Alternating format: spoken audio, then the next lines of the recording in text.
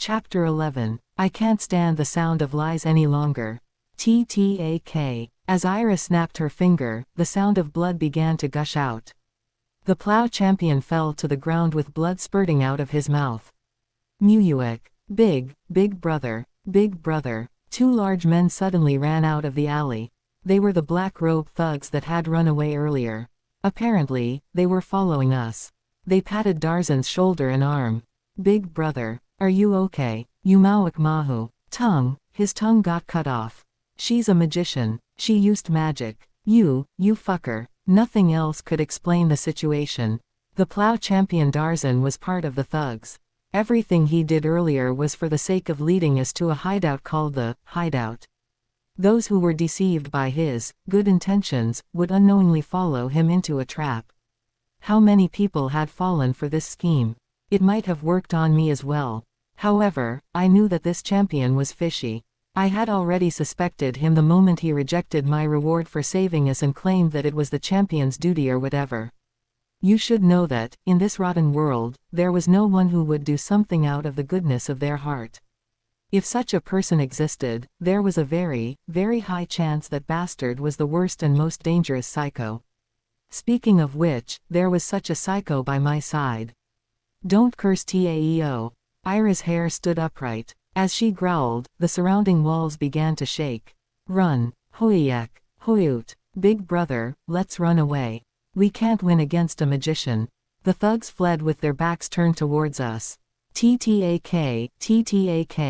As Ira snapped her fingers a few more times, blood started spurting from their ankles and caused them to fall over. Hike. Oh, what happened? My ankle. Ira's precise telekinesis had sharply tore their Achilles tendon. At this time, Ira spread open her palms. She did not seem to be satisfied yet. Then, as she clenched her fist slowly, like gripping something in the air, tearful screams sounded.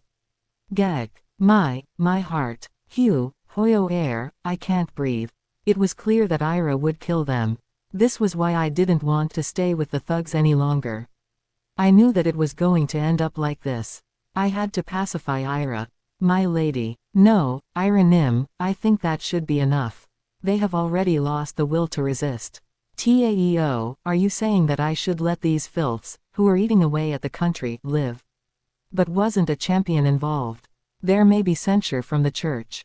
It's just the church. I am not afraid. I was, though. Kkwaik. Gweek. Geuk. Cough. As Ira continued to clench her fist, the screams from the thugs grew louder. If things continued like this, after a few seconds, they would die. The Order of Flames might send an interrogator for killing a champion. Wasn't that a death flag? In fact, the deterioration in relations between Ira and the church was also one of the reasons why her royal authority weakened and she ended up getting hanged.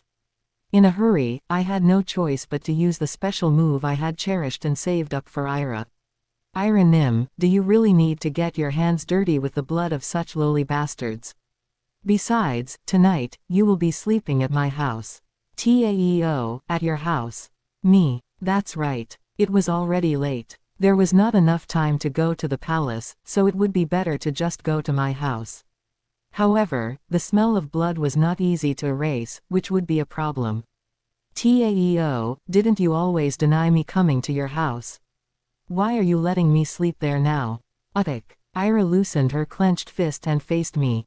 Thanks to this, the screaming thugs fell to the floor like marionettes with broken strings. All three of them seemed to have passed out. Taeo, where are you staying? I was always curious. As expected, the thugs and the champion were no longer in Ira's eyes. You will see what kind of place it is tonight. Come, I'll take the lead. But first, let me deal with these guys. Beside me, Ira was extremely excited.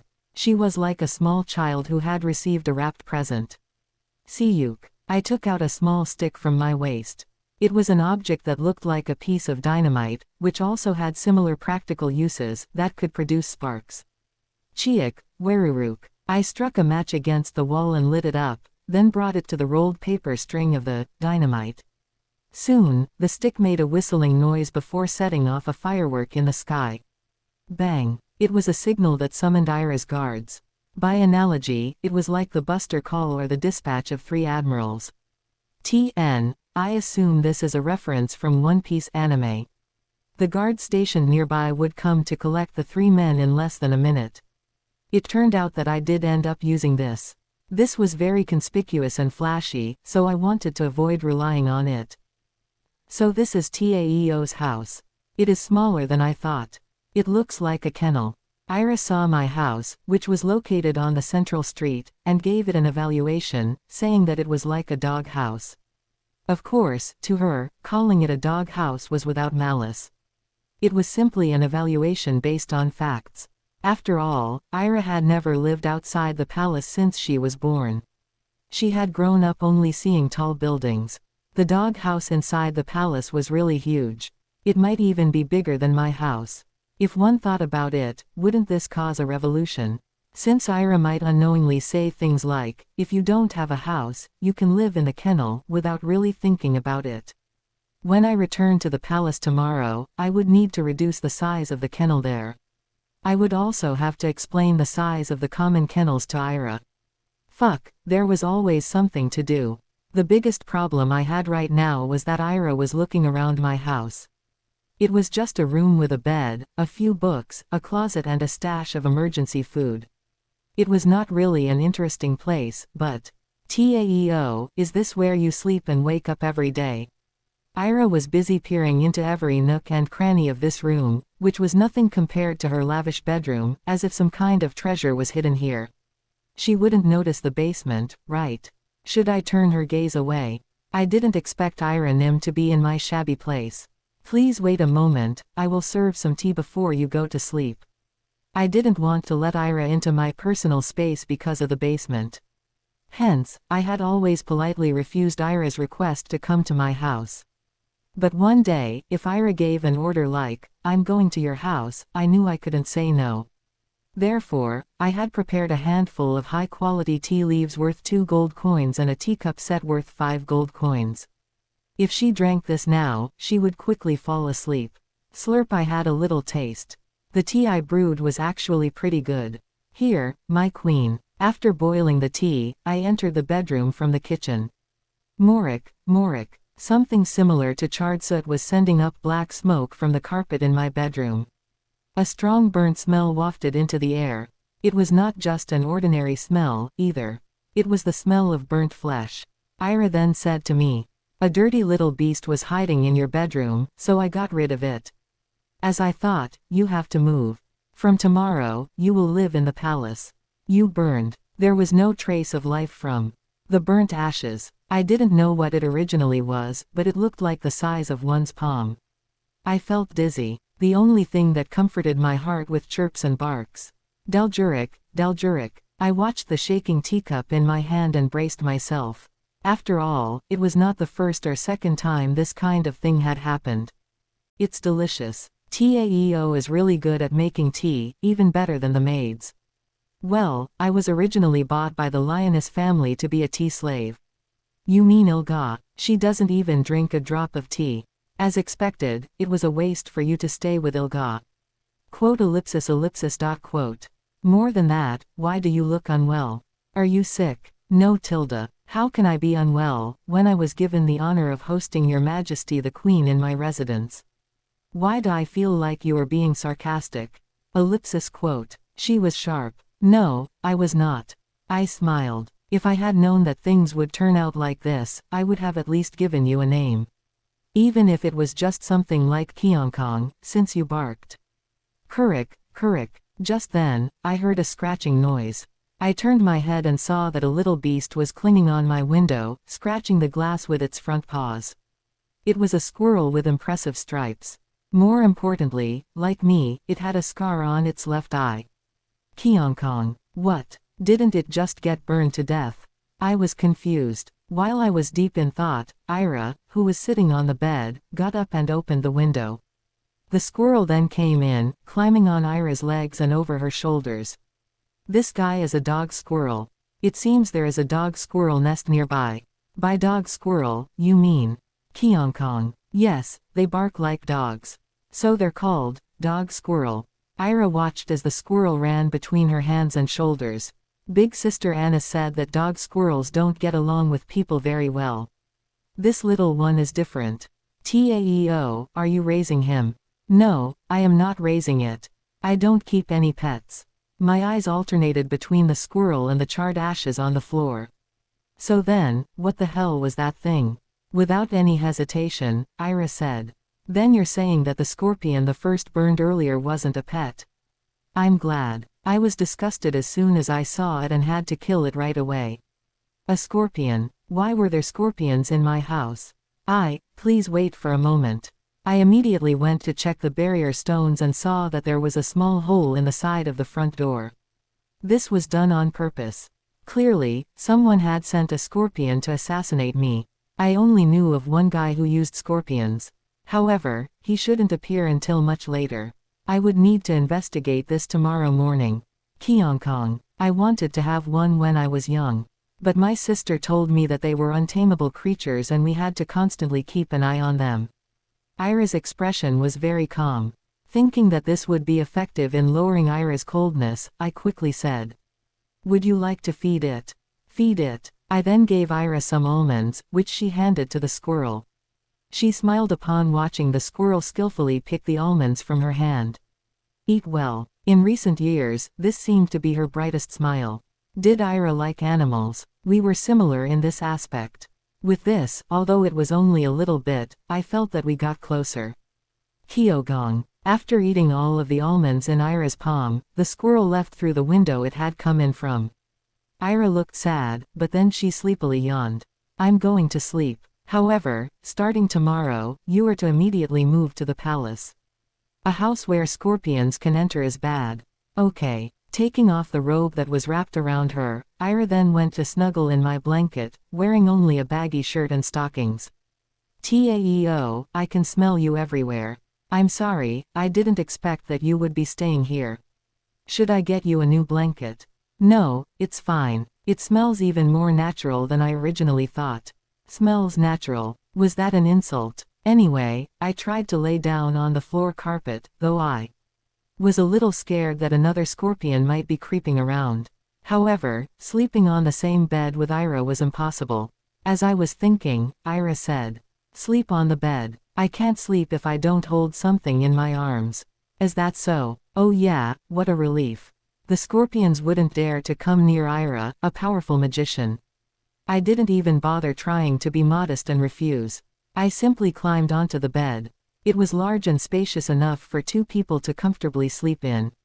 I bought this one thinking that I might have a girlfriend someday.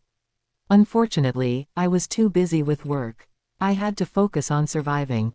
Come to think of it, was I not currently laying in the same bed with a woman? It was a heart-pounding situation. Even though she was a tyrant, she was pretty enough to be called an evil flower. She smelled good, too. I wonder, what would happen if Ira and I slept in the same bed? Sororuk. Ira's arms extended and hugged me. It was a movement which showed that she thought of me as a giant teddy bear or a pillow. Actually, I was in the same situation right now. I did not dare to sleep while facing the queen, so I had my back turned. Actually, being alone with Ira like this was a pretty good opportunity for me. I needed time to have a serious conversation with Ira, in order to implement my ideas and plans.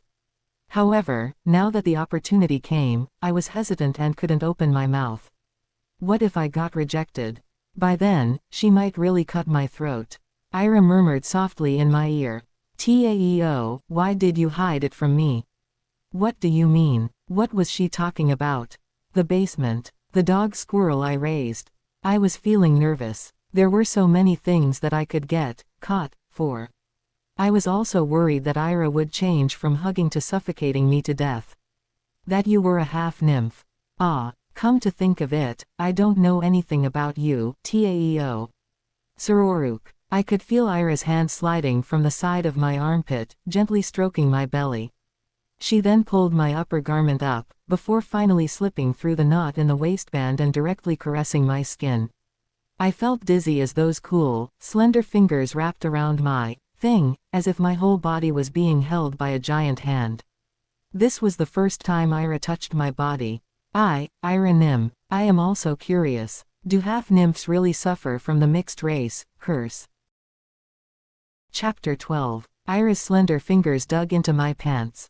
At the same time, her body came closer to mine. Maybe it was because of the feeling of something soft being pressed against my back, or the pleasant smell from Ira's body wafting into my nostrils, but my celestial soldier soared into the heavens, and was more than ready to go to war. By nature, Ira was not the type of person who easily initiated physical contact with others. I mean, even if I had licked her body, Ira never touched mine.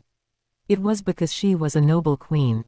I thought that it would be absolutely impossible for her to touch the body of a person lower than her esteemed self. Hence why I simply believed that nothing would happen, even if we were to lay in the same bed together. But tonight's Ira was different. Did the long night walk make her feel strange? Taeo, I'm curious about the type of person you are. Ira's fingers, which were wrapped around my little brother, felt cool to the touch. Thus, the sensation I was feeling from my hot, pulsating cock was even more impressive. Saruruk. When her cool palm gripped my cock, it was only then that I was able to understand the idiom, weakness seized. Taeo. This. Why is it like this? It felt like my body was being held tightly by a hand. With just a light squeeze, I was like a deer caught in a noose. Seriously, I was stiff in so many ways. Answer me. Why did this get so hard? Ira continued to ask questions, sending hot breaths against my ear. I couldn't tell if she was really asking because she didn't know, or if it was part of her ploy. In my position, having to answer something like that felt shameful and humiliating. I then realized that I had to answer what Ira asked. We were in a hierarchical relationship. Command and obedience. Similar to how a dog owner ordered his dog to show its belly, I must answer this question to show my loyalty to Ira. Why is it so hot? Why aren't you answering? Don't make me ask a fourth time. That, Ira Nim is touching it. This was my relationship with Ira.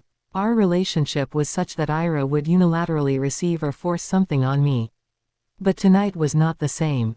It was difficult to explain, but it felt somewhat different than the situations that had occurred so far. I knew that I had to put an end to this situation immediately. Otherwise, the role I had built up until now might get destroyed. I thought everything was under my control. It was safe to say that I felt uneasy about any deviation from the norm. No, it was not too late yet. As wise Ira Nim has already discovered, I am not an eunuch. So Ira Nim can stop now. However, the power of Ira's grip did not seem to be loosening. Ira whispered in my ear like wet steam. But, I haven't even checked yet. Sook, sook sook, sook sook sook sook sook. Ira's hand began to pump from the base of my pillar. A woman, checking, a man's thing could only mean one thing. Ira was waiting for something to happen. Taeo, it's been almost a year since I have met you. Come to think of it, I don't know much about you. Sook sook, sook. To be honest, Ira's touch had no technique whatsoever. She was just going up and down. It was a monotonous and awkward gesture. Just like the first masturbation experience of a budding, horny teen. But Ira was the prettiest woman I knew. Such a woman was checking and hoping for me to ejaculate. I couldn't help but feel tingles all over, as pleasure began to build up from my tailbone. The feeling of her chest touching my back. Even her sweet breath that tickled my ear. These were all factors that could make any man go crazy. Everyone was always babbling about the demon monk Taeo leading Ira astray. When in fact, it was nothing like that at all. Who was the one actually caught in the spider's web, and who was being misled? Taeo, let me get to know you. The times when I masturbated with Ira's stockings or when I imagined being thoroughly dominated by the naughty queen, could not compare to the pleasure I was feeling right now. Maybe it was because I hadn't been able to satisfy my sexual desires lately due to being busy with work, but my horny meter was steadily rising. If this went on, I might actually come on Ira's hand. That thought terrified me. Ira Nim, please stop it now. This joke has gone too far. Oh, now, you're ordering me. Ira tightly gripped my penis. Thanks to this, I felt a bit of pain, making the level of pleasure that had accumulated slightly lowered. However, the situation remained the same. Then, Taeo, if you answer my questions honestly, I will let you go. Ira made an offer. What would you like me to answer? It has been a year since I met you. I know who you are, but I know nothing about you. It is also the first time I get to know that you are a half-nymph. It was the first time I had thought of that too. Taeo, who are you? Who are your parents? Ira's question was actually one of the things I had been thinking about for a long time. The past of this character, Taeo. There must have been some past that led to him living like this, but there were no clues. The only hint was the name Taeo Gospel. I was an orphan entrusted to the church and given the surname Gospel. Okay. Gospel was one of the surnames given to orphans and illegitimate children in the Order of Flames. It was something that suggested you were an orphan from birth. Yes, I was an orphan. A half-nymph orphan apparently. But then again, in this land full of hunger, refugees, fallen nobles and orphans, it was nothing strange. Then, why were you sold as a slave to Ilga? I just found myself in that situation when I opened my eyes. It was really like that. I'm not lying. I didn't even know why I was locked in a cage. I slept after work as usual, yet when I woke up, I had already become a slave in this world. I had no choice but to do anything to survive. I also discovered that this world was like a fairy tale, similar to a novel I had read. A rebellion is about to take place. The Quarry Keeper is behind it. You need to capture the Quarry Keeper and condemn him. If I find that you were lying, you're dead. To show my usefulness, I recalled the events I knew in the novel, such as what would happen in the future. The Quarry Keeper was really plotting a rebellion. How the hell did you find out? Well, when what I said actually happened, my story became a kind of prophecy. Ilga, wanting some fun, took me to Ira to brag, which led to where I was today. The demon monk Taeo. So, you don't remember most of the things you did before becoming a slave. It really is like that. I wouldn't dare to lie. I don't think it's a lie. Since you told the truth, then, are you going to let me go now? I'll give you a reward. You can freely move your waist. Pardon. Once you ejaculate, I will let you go. You said you were not lying, right? Free to move your waist. That could only mean one thing. Ira was basically telling me to masturbate right here and now, using her hand that was holding my penis. Would I dare do such a thing? However, after reaching this point, it was difficult to change Ira's mind. In order to have her let me go, I had no other choice but to do what she said. So I began moving my waist. From the front then back. The movement, combined with Ira's hand, soon made me reach my peak. Pulsic. Thanks to this, the blanket flew away and the bed started creaking. Horny rabbits or puppies mounting their owner's hand must be like this. I was Ira's dog. It's hard to see your face in this position, Taeo. Turn around. Ira ordered me to turn around and lie down. Thanks to this, I was able to sit slightly on top of Ira's body with her legs spread out in an M shape. It was an uncomfortable position. Sook. Cheer her up. Ira licked her palms with the saliva she had collected inside her mouth. I watched with anxious eyes, trying to see what she was planning to do. Ira then clasped her hands in a circle between her wide-open thighs. You can do it here. Was this for real? Come. As ordered, I put my stiff, erect cock there. Jilgok. Perhaps it was because of Ira's saliva, but it was easier to move now. Are you comfortable with this? Yes. Indeed, you are wise. Then continue to move. Unless I tell you to stop, don't stop. Quote ellipsis. Quote. Instead of answering, I started moving. It's like a dog in heat. Under the candlelight, Ira's face was a little flushed. She looked funny, as I was humping her hand like this. Jilgok. Ira's saliva-covered palms and my cock's own fluid made lewd sounds together. I was just looking at her upper body. Perhaps because of this position, it felt like I was actually fucking Ira herself, which got me very excited. As if I was drilling into the queen's pussy. Taeo, if you feel like you are about to ejaculate, tell me in advance. Men can feel it coming, right? Yes, I understand. With sweat dripping down my back, the room was filled with the sound of me panting. Hew. So a man rocks his waist like this. The image of Ira looking at me like I was an interesting toy irritated me. Bad bitch. Who did you think I was struggling for? You had been making me lick your body with soap, so give it to me at least once. Who knew if there would ever be any genuine loyalty between us? Shit, I really wanted to rip those stockings off and stick them in.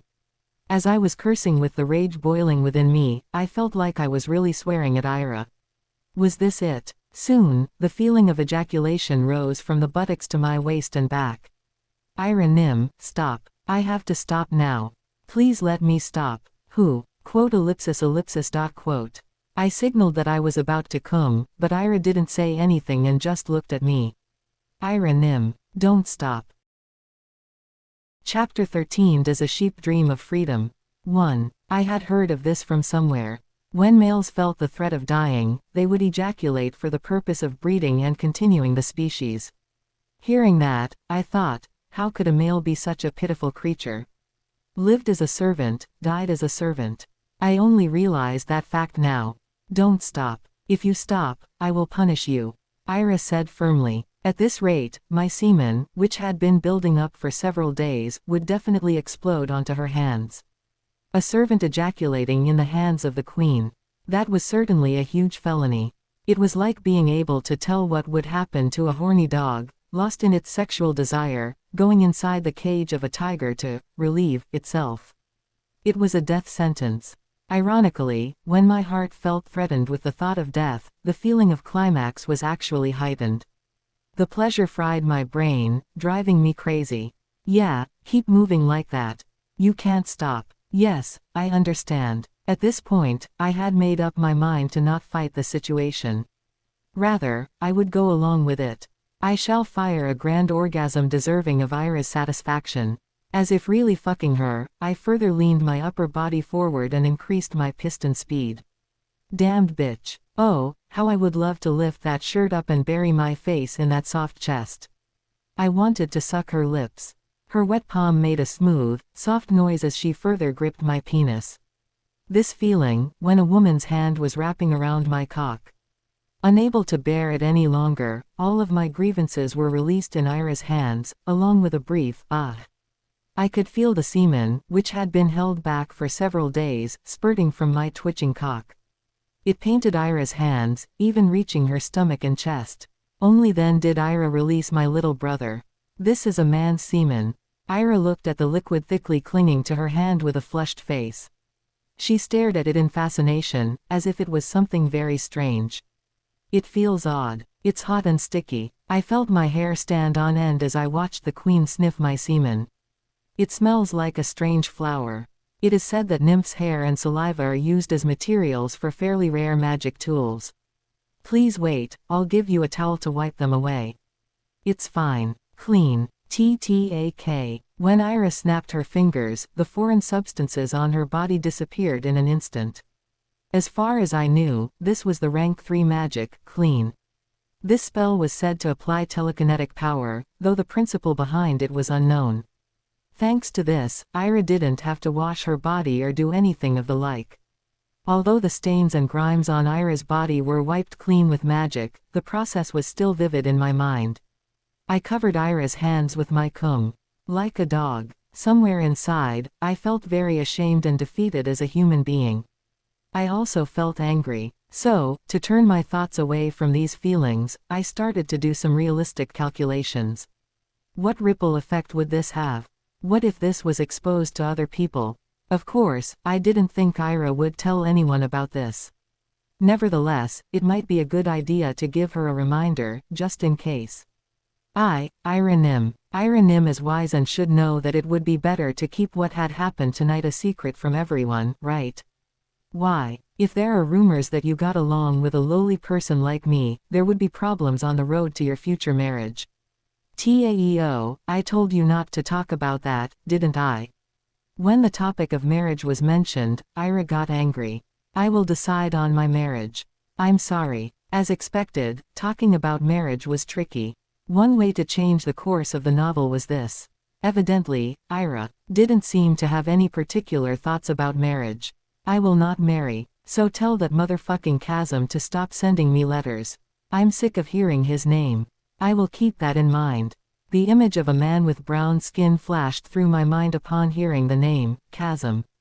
He was a prince from the weaker neighboring country of Taruki, an oil prince that had been courting Ira for several years.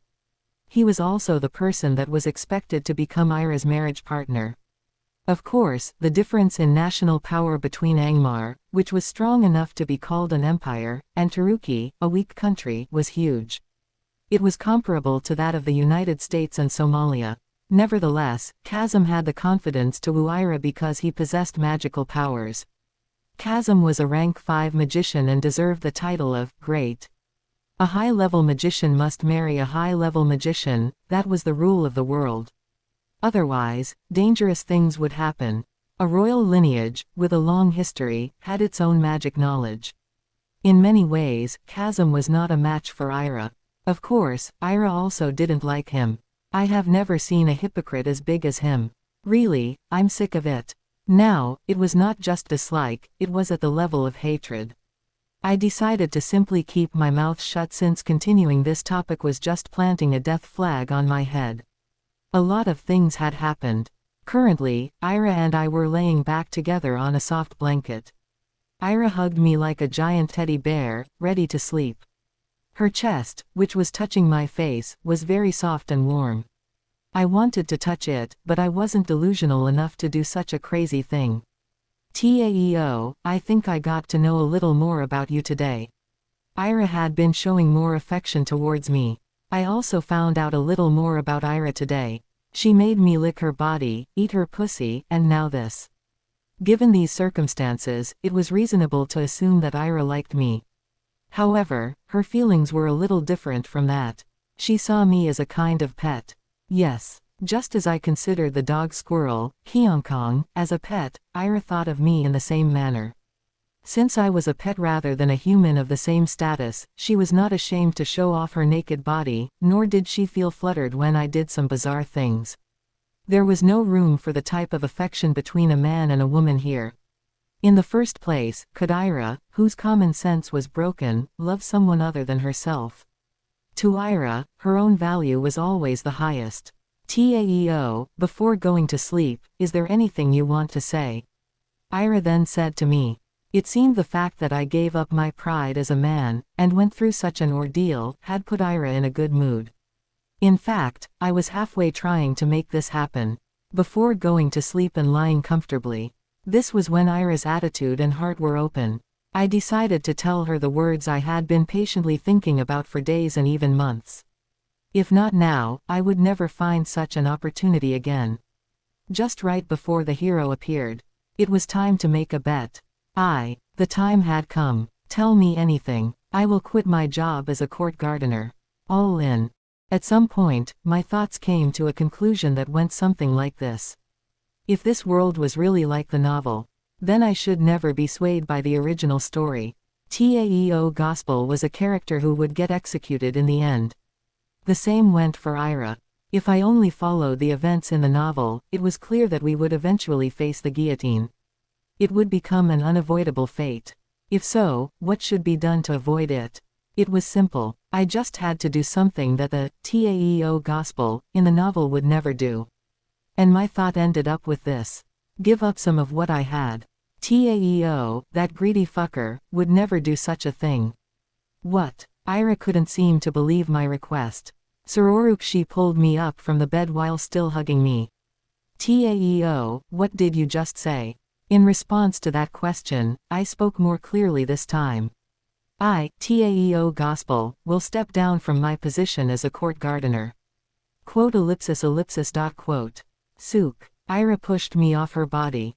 As a result, we sat face to face on the bed and just looked at each other. Ira's expression was flat. I couldn't tell what she was thinking. Then, she frowned slightly. Taeo, you know what it means to quit your job at the court, right? I know. What are you going to do after leaving the court? Now, that's... As I tried to explain, Ira suddenly interjected half a beat faster. Don't tell me you're going back to Ilga and the Lioness family. I knew you and Ilga would occasionally meet and talk behind the scenes. Goo. Ira's hair stood upright. At the same time, everything in the house began to shake. Well-placed books on the shelves and kitchenwares like bowls started falling, the latter breaking into fragments. Finally, these words came out of Ira's mouth. Did she seduce you? Did she trick you into starting a rebellion? I know that the Lioness family has long been dissatisfied. This was going in a dangerous direction. Yeah, it's probably the Lionesses who killed my brothers and sisters. Cowards. If Ira turned hostile to a backer like the Lioness family, she would suffer fatal losses. And no matter how powerful Ira was as a magician, Ilga was also a strong knight that could rival her. If the two clashed, Ira would inevitably get injured. Seeing such an opportunity, there was no way the hyenas waiting in the side wouldn't take advantage of it. But I knew that Ira would react like this. It was, at least, within my expectation. This has nothing to do with Ilga Lioness. I swear by the name of the Queen, this is my own dogmatic decision. Your decision. Taeo gospel. Okay, let's say it is your own decision. But what can you do without me? What can you do without me? Damn it, let me talk. Holy fuck. You're an orphan turned slave. You are nothing without me. Do you still not know that? Ira was half crazed. Born as the youngest daughter of the royal family, she lived with everything she could ever have wanted, before finally succeeding the throne. For her, the world was a display shelf within reach. Whatever she desired, she got. However, the experience of something getting taken away from her was foreign. No, she lost her family one after another, so she might not be that unfamiliar. Taeo. Ira's eyes gradually lost their vitality, resembling those of a dead person. Only her lips continued spitting sharp words. I cared so much for you. How dare you betray my trust this way? You were nothing without me. Even though I had watched all kinds of things, this was a bit heartbreaking to see. I am the Queen. Absolutely no one can leave my side without my permission. Even if it's family or you. After all, I was Ira's slave. Of course, she wanted to believe. Otherwise, she didn't even know what she was talking about right now. Finally, the window broke because of her anger. It was a high-quality glass with a barrier drawn on it. The glass wouldn't break under an elephant's stomp, yet just her voice shattered it. I was reminded of who I was dealing with. The worst enemy who tormented the villain hunter the most, the Witch Queen Ira. I had to defeat her on my own, without borrowing the hero's strength or the help of others. I could do this. I had been doing well so far. Ira not ripping my head off immediately after what I said was already proof that I was half successful. So, I decided to turn over my hand, which had gone all in, one by one. Even if I quit my court job, it's only for 1 year. What? I wish you could give me a year, just 1 year. I don't even know who I am. There are so many things I want to learn. Quote ellipsis. To be of use to Ira Nim, it is necessary for me to polish myself. Because, I was a useless slave, just like Ira Nim said. Ira's hair, which was standing upright like a striking snake, began to sink down to her shoulders, perhaps feeling my sincerity. You don't have to. Taeo, I never thought you were useless. You have always been my helper. Look at this. What about your ramble just moments ago? You were not making sense. But I did understand why. Ira was currently out of her mind. The only person she relied on in the royal palace was about to leave her. She naturally wanted to stop it somehow, even if it was done by putting me in an ill light. Because Ira was clumsy, so, she was just a clumsy and broken girl. Therefore, I was speaking to her, not as the Taeo that had been watching her for the past year. Just human to human. As Lee Seong Eum to Ira, I decided to tell her my true feelings for the first time. Come with me. Chapter 14. Does a Sheep Dream of Freedom? 2. The central court of Angmar was one of the most beautiful places in the world. Glittering marble floors and red carpets decorated the interior, covered by the high ceiling and carried by regal pillars. All of the stylish furniture was woven from cedar and looked like works of art. The white ivory statues were tributes made in honor of the old Angmar rulers. However, all of these were overshadowed by the queen who sat on the throne. Quote ellipsis. Queen Ira had her arms crossed as she stared down at everything. Of course, this was no different than usual. And yet, today was the worst day for the high-ranking officials of the court, who were watching the Queen's mood.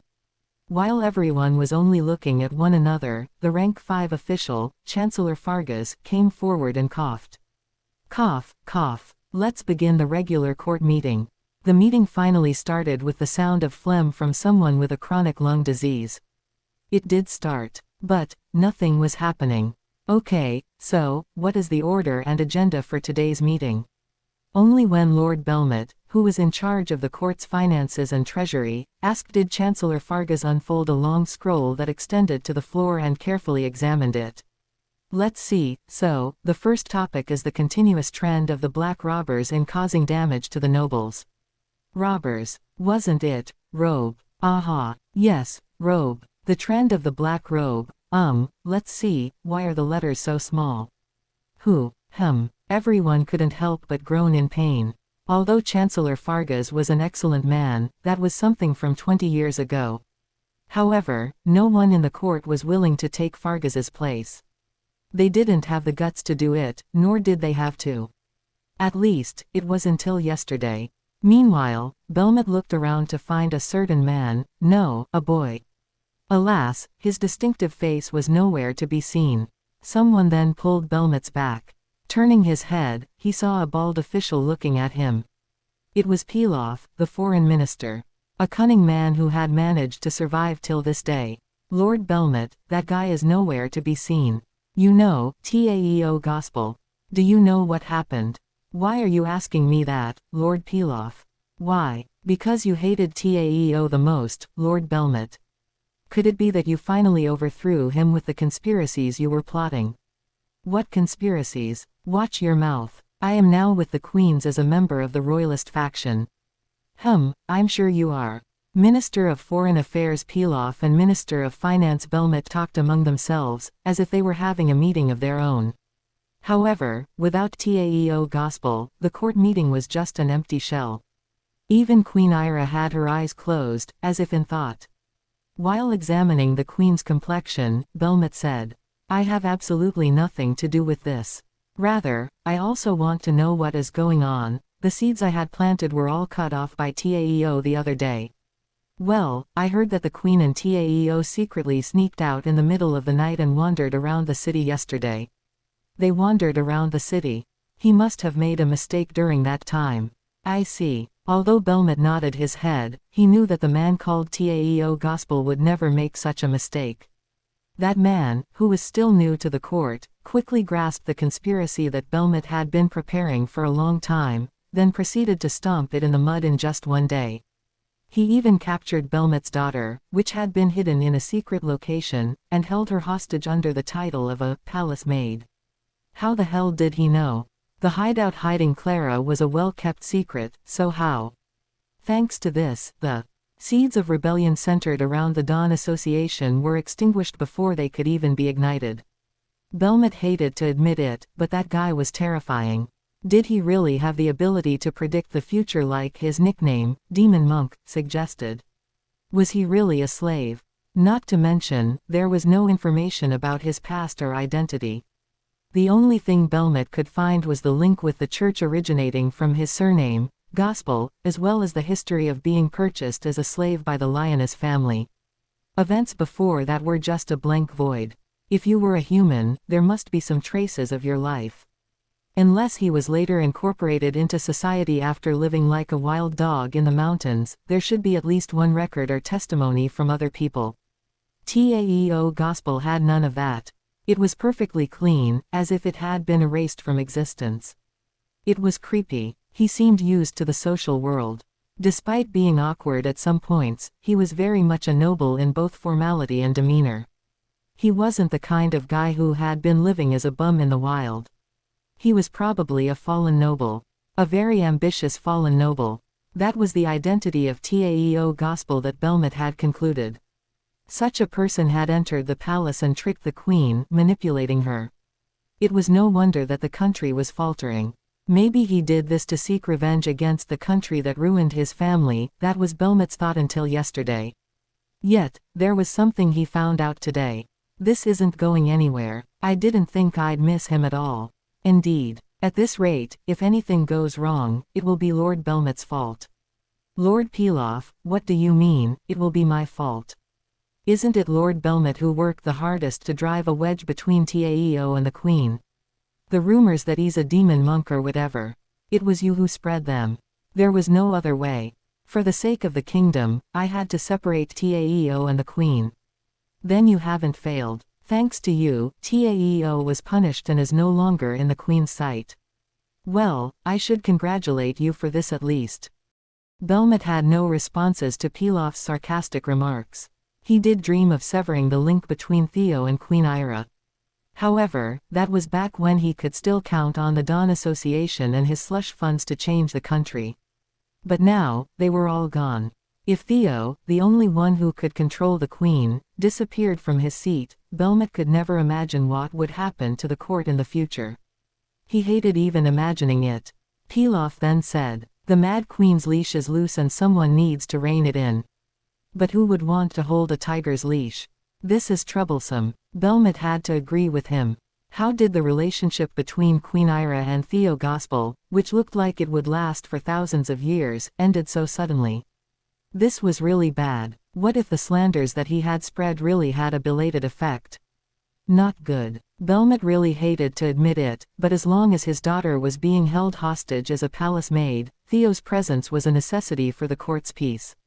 So, Lord Pilaf, do you happen to know where and what Theo Gospel is doing? Do I? Pilaf smirked. This cunning bald bastard. He pretended to be stupid, but behind the scene, he saw all the strings. Of course, the same could be said for Belmot. No, everyone here in the court was deliberately feigning stupidity. Since acting smart would lead to all kinds of extra work. It was like a group assignment at school where the outstanding one had to lead. Pretending to be an idiot had worked fine so far. In fact, for the past year, Theo had to take care of all the annoying dirty work himself. So, where was he now? Leaning in close, Pilaf revealed the location of Theo. Belmot was startled, because it was the most incompatible place for Theo. No, maybe it was also the most suitable place, but... the underground prison. Theo Gospel, your meal. As I was locked up in a cage, someone brought a tray towards me. Lifting my head, I saw a maid with blonde hair that was neatly tied back. There was a hairband on her head. Upon approaching, she looked down on me with contempt. "Miss Clara, what's on my menu for today's lunch?" "Mushroom soup." It's actually quite nice for someone who manipulated the foolish queen and jailed innocent people. You didn't think you would end up in a dungeon, did you? Clara, the daughter of Finance Minister Belmot, gave me a scathing remark for being locked up in the dungeon. She really didn't like me. It made sense, since she would never be working as a maid if it wasn't for me.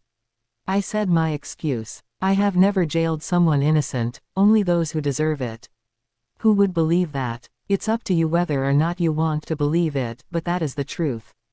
And the truth doesn't become a lie just because you don't want to accept it. Clara snorted. As we talked, I started looking at Clara's appearance. Her face was glowing and there were no signs of being hit or injured. Is the court job worth it? Great Tilda. Thanks to you. Newcomers were targets for harassment. Maybe it was because of my slap that she got to skip the usual welcome ceremony and receive the sympathy vote from the senior maids instead. Of course, Clara didn't know that. Now what, Court Gardener Theo Gospel? No, you're nothing but Theo Gospel now. Will you be executed? Would you like that? Can't say that I don't, Tilda. She couldn't help but mock. I took the soup and joked. You didn't spit in the soup, did you? Quote ellipsis ellipsis dot quote. No answer. Just as I was about to put the spoon down, Clara said. I didn't spit in it. There's no need to. After all, you got abandoned by the Queen and left here to rot. I actually feel sorry for you, Tilda. You know, you keep on insulting and provoking me. But, what if I ever get out of this cage and go outside? Can you handle the consequences? You, dealing with me. Could you handle it? I asked the question that one could hear from a movie line, to which Clara chuckled as if it was utter nonsense. You getting out of the palace dungeon? Unless you're a corpse, you can't get out of here, be it a maid or a prisoner. You know this better than anyone, right, Gospel? True. But, my case was a little different. What's this? There's a guest. Wah, look at you, Theo. A girl is even willing to visit you in prison. Someone was walking in the distance with a torch. She then stood in front of my cell and opened the door using the key she was holding in her hand. You were from the Lionesses. Why are you here? Ah, is that you, Clara? This is the first time we've seen each other since Ira's birthday a year ago. Are you working as a maid here? The maid outfit suits you well. Anyways, step aside, I have to go in. Ilga Lioness pushed past Clara and entered my prison. She then proceeded to unlock the chains and shackles that were attached to my wrists. Jolgarok, Tong. Half a day in the dungeon. Now that it's over, prisoner Theo Gospel is released from his imprisonment. I have also decided to take your personal safety into my hands. Soruk. I rubbed my wrists and legs with the joy of being free. Even though it was only half a day, staying in this prison was a terrible experience. There were rumors of ghosts haunting the dungeon. Plus, this place had so many bugs. It was simply terrible. How? Clara shivered. She never expected that I would get out of prison, let alone this soon. The trauma when I slapped her must still be there. As I said, can you deal with the consequences? Hoiak. As I growled menacingly, Clara fell on her butt. Seeing her like that, I smiled brightly, revealing all of my teeth. Just kidding, Tilda. Chapter 15. Do you dream of freedom? 3. So, Theo, I heard you've lost Ira's favor. What the hell did you do to get jailed? Dolkong. Inside the carriage, the silent Ilga suddenly asked. It took about 30 minutes before she could no longer keep her mouth shut. I thought Ilga held it in well. What the hell did you do? Tell me. Ilga was like a curious and chatty teen. I wondered if I could tell her the truth. Ultimately, I just decided to give a roundabout answer. I spoke informally to Her Majesty. Due to the lack of respect for the royal family, I was imprisoned for half a day. The words, "Come with me," became a justification to put me in the dungeon. Of course, for Ira, it was just an excuse to keep me. This was what she really meant. Chill there for a while. After being released from prison, I had an unprecedented week-long vacation. Of course, as always, Ira could still summon me anytime. I don't know why, but Ira said that she doesn't want to see you or even have you mentioned. This time, Ira seemed to be very angry. It was my first time doing something like this. First of all, considering that she didn't execute me, this was actually a positive outcome. If it was the Witch Queen Ira in the novel, she would have crushed my head with telekinetic power like smashing a watermelon. You could say that Ira was acclimatizing to the positive direction I had laid out. Frankly, wasn't she turning over a new leaf? What the hell happened? Come on, let this big sister know. I won't tell anyone. By the way, Ilga, who kept talking beside me, was getting annoying. A dark expression appeared on my face as I said in a heavy voice. Do you really want to know what Her Majesty and I talked about while alone at night? Alone, at night. Ilga's mouth shut. With a crumpled face, Ilga stared out the window as she couldn't handle my gaze. Finally, she screamed with a frown as if she was angry. Fine. Actually, I'm not even that curious. Didn't you just speak to her informally? The situation just felt weird. She then turned her head away. After that, Ilga said nothing. It was going to be quiet for a while. So, just the two of you, what were you talking about? Didn't you just say you were not curious? Between curiosity and the desire of not wanting to hear it, Ilga seemed to have chosen curiosity in the end. That was how everyone swallowed their regret. It was like asking about your girlfriend's ex-boyfriend. They were things you hated to hear, but still wanted to listen to. Of course, it wasn't really that serious, so I just told her what I could. I just said I was going to quit my job. After working as a court gardener for about a year, I wanted to leave. Then, there was only a little bit of an argument. Is that so? Looking at the window's reflection, I could see Ilga's expression, who was still staring out, slightly loosened upon hearing my story. But she did not stop there. She kept on asking questions in a row, as if she was interrogating me. Quitting your work. Why, are you going to return to the lioness family? No, I'm not. It's a bit difficult to explain. It has to do with policy. Yeah, I suppose so. You are a great gardener, but aren't you staying at our lioness family mansion this week? It's only for 2 days. 2 days. During my vacation, I decided to spend 2 days in the lioness family mansion, the lion's den. The reason for my stay there was to avoid the scorpion assassin who might target me while I was on vacation alone. Also, there was someone I would like to meet. It was the person I wanted to avoid the most. Compared to Ira, this would be more difficult and trickier to deal with. But for my plan, I had no choice but to meet them. Hee. Did you just laugh? No, not at all. Ilga awkwardly coughed, but she didn't seem to notice that her expression was reflected on the window and could be seen from where I was sitting. Siyuk. The corners of Ilga's lips curved like a scheming villainess. What tricks were you plotting? In fact, Ilga was a villain in the novel. She was like an evil character from a previous generation. Ilga then said, Theo, you punk. You dare speak informally to Her Majesty the Queen. As the royal sword and the lady of the lioness family, I have no choice but to punish you. Haven't I already served my due punishment in prison? What kind of punishment was that?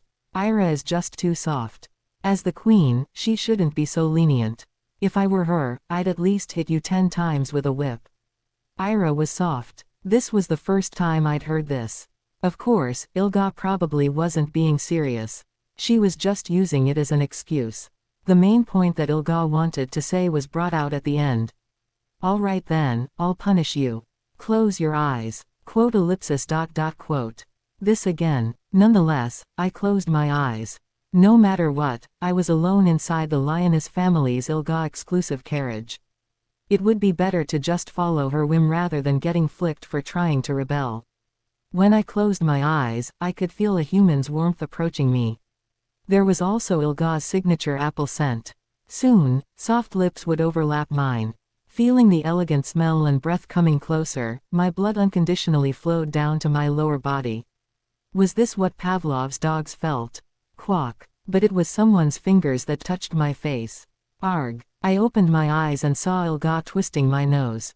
It hurted so much that tears came out. Wah, what are you doing? What do you mean? This is your punishment. What? Were you thinking of something else? What did you think, huh? And who told you to open your eyes? Perhaps because of her red dress, she seemed like the villain in the novel with her current expression. What did you think I, the eldest daughter of the lioness family, would do with a blasphemer like you? Huh, yo, you bastard. Ha, what were you thinking? Only when my nose felt like it was going to fall off did Ilga let go. She burst out laughing and said, you look like Rudolph. Evil bitch. My nose was throbbing. Come to think of it, the original Ilga von Lioness was such a girl. A damn naughty girl who didn't follow my thoughts. I must have lost my touch after the long court life. The Lion's Den was a villa-type mansion built by the lioness family in the center of Monarch City. Of course, even if it was a villa-type mansion, it was as luxurious as the home of some high-ranking nobles.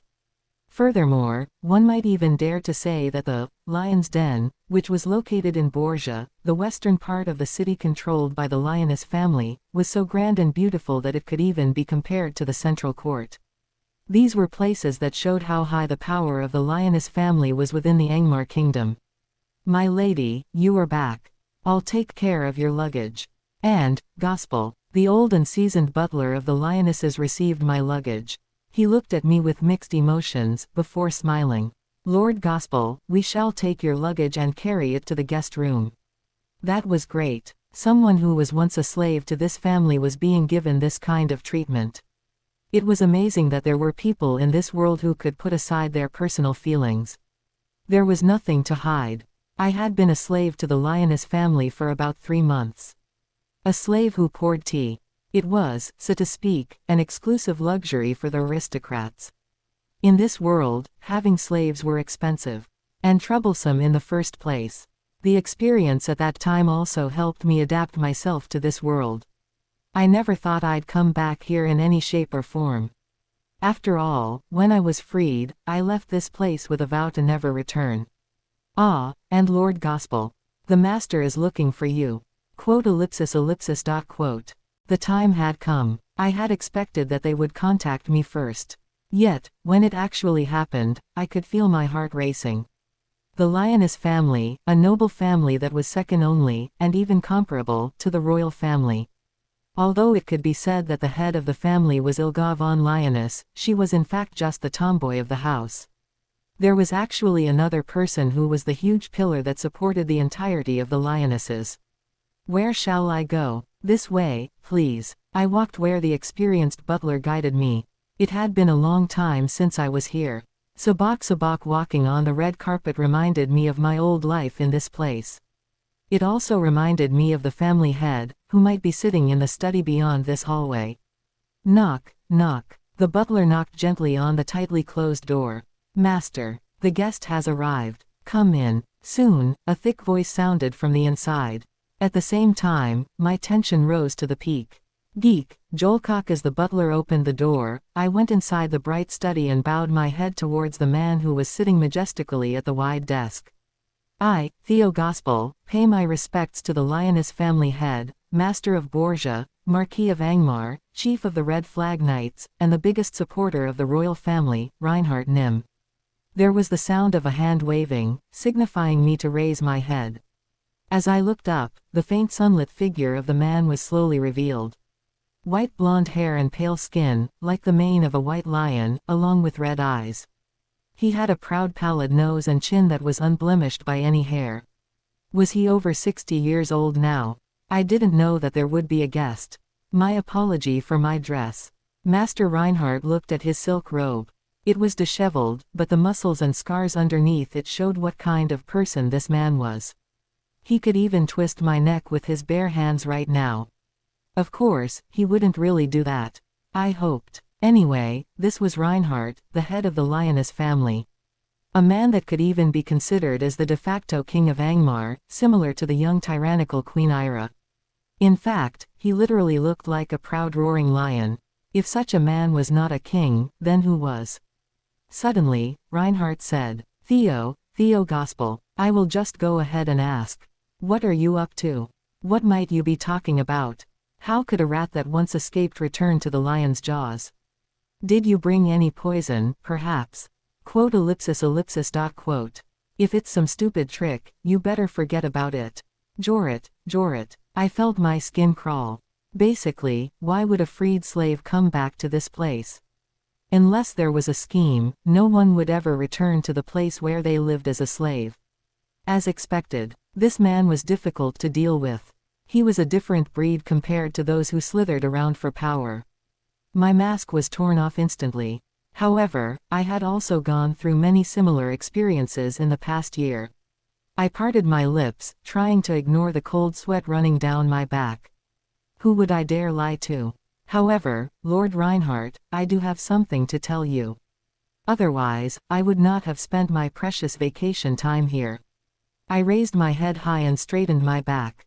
With this, I had established an equal relationship instead of one between master and slave. Reinhardt's eyes narrowed. He didn't say a word, but I got the feeling that he was thinking, look at this punk. In the past, I would have peed my pants, like a mouse in front of a lion. But now, after having spent every hour with that vicious Ira, who could I not face? Thus, I proudly said, Lord Reinhardt, per the order of Ira Nim, the sole ruler of Angmar, you are no longer an inspector. Did you come here for that? To take my job away? Ha, how dare you, and by what authority? Even the queen can't just do anything she wants. Pajit. My skin began to tingle. I now knew that he was livid. He was furious at me and Ira who had given the order. I could physically feel it. Soruk. Standing up, his already bulging muscles swelled even more.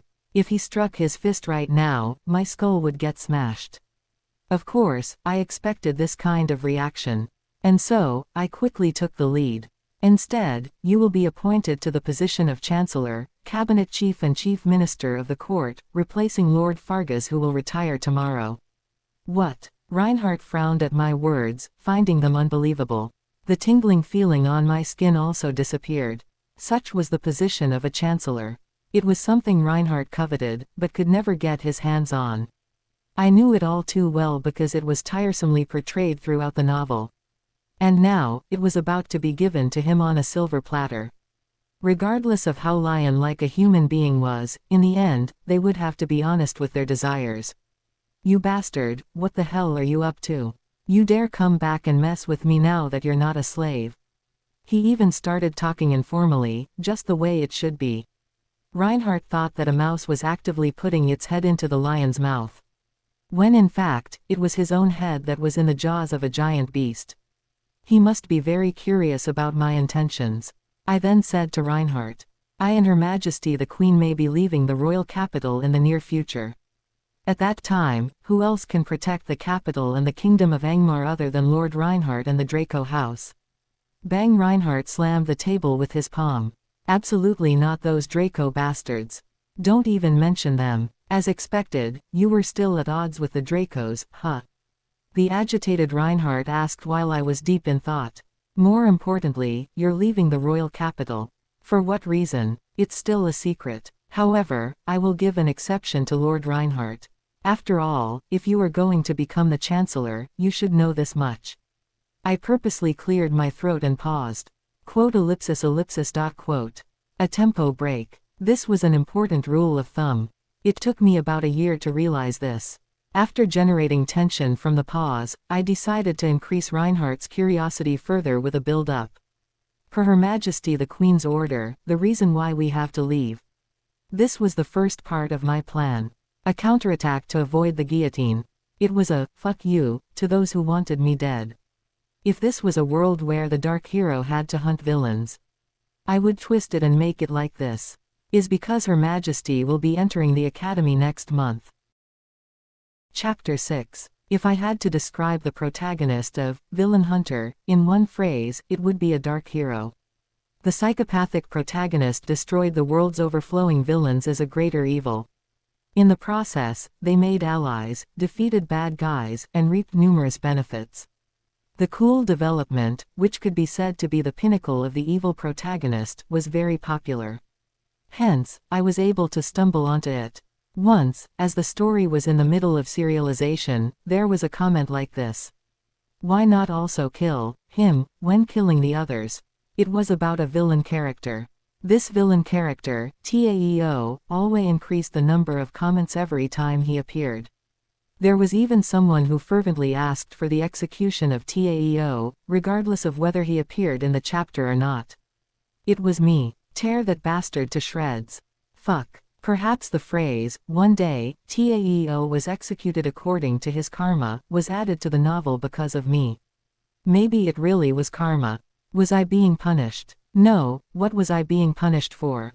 What did I do wrong? I just lived and worked hard.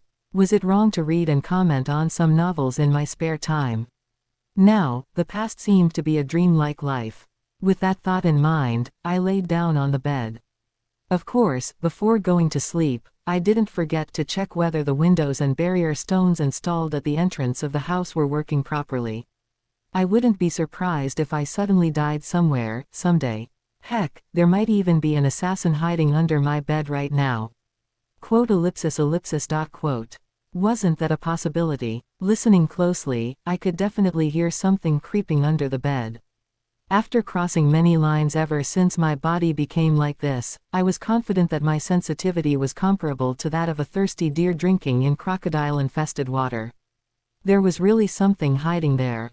I pulled out a dagger that was placed under the pillow, from the side of the bed. When taking down people, it is best to aim for the neck or eyes. Don't hesitate. While recalling how Ilga once taught me how to kill, my feet slowly reached for the floor.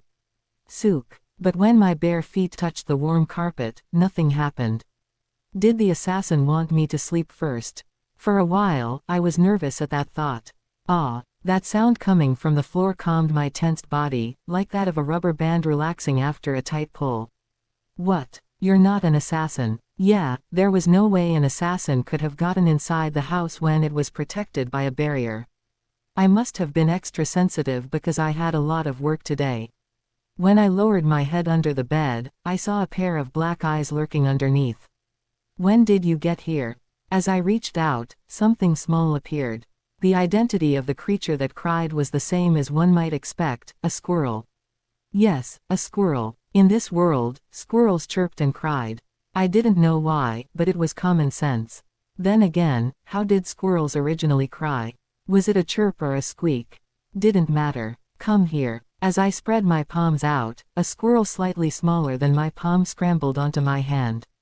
This little guy with a scar on his left eye was a striped squirrel that lived in a tree from the nearby street, often appearing in my room like now. Did you follow me in when I opened and closed the door? It was pretty smart, so I fed it sometimes. Now, though, it was friendly enough to get in touch with people like this. Thus, I often handled it. Wait a sec. I took an almond from the wooden table next to the bed and gave it to the squirrel. The little guy took and munched on it, before moving its front paws as if asking for more. I don't have any more almonds. Would you like to try this too? It's mint flavored. Okay, little guy, you ain't very picky. Seeing the cute squirrel with its two cheeks bulging, I felt all the complicated problems that had been floating around my mind disappeared. As expected, animals were good. These guys didn't conspire nor bore any malice. They just ate, slept, played in the fields or climbed trees. They instinctively lived a peaceful life. Hence, I felt comfortable dealing with them. When I was with animals, I could just be an ordinary person, not the villain Taeo. You were the only one on my side, aren't you? I raised my index finger and stroked the squirrel's head.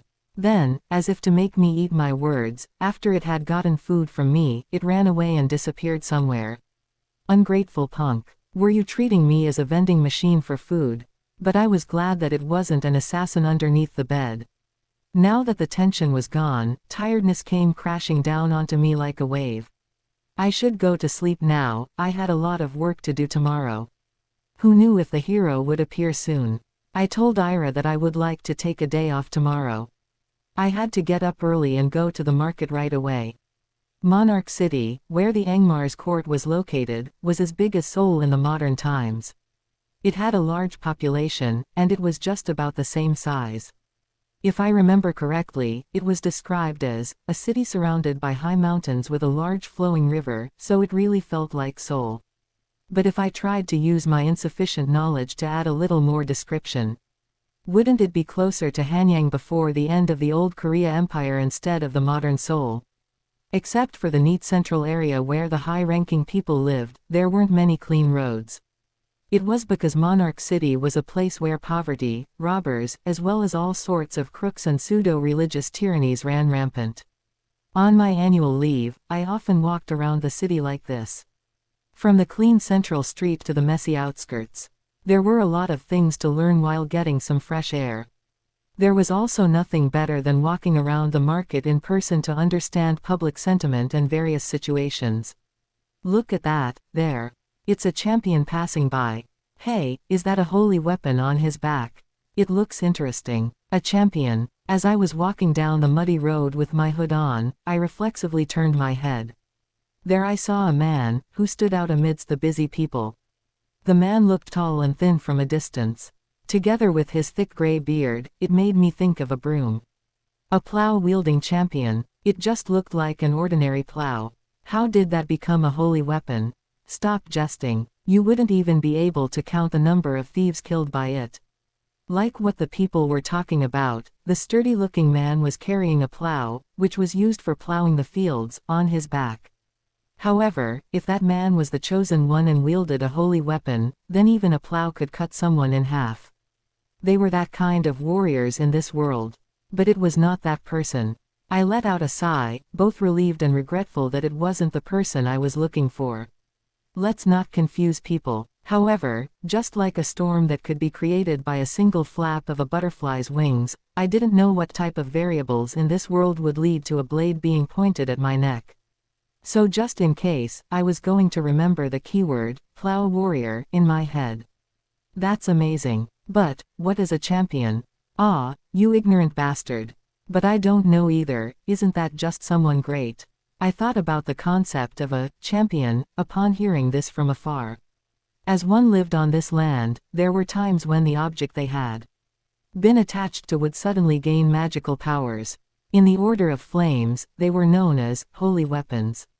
Those who possessed such items were called champions and were used for all sorts of missions or errands. The plowman must have become a plow champion because his plow suddenly turned into a holy weapon. Was he a farmer before? Without hiding anything, the truth was that the person I was looking for also fell into the category of a champion. The main character of the novel, Villain Hunter, resembled this world, just like a mirror.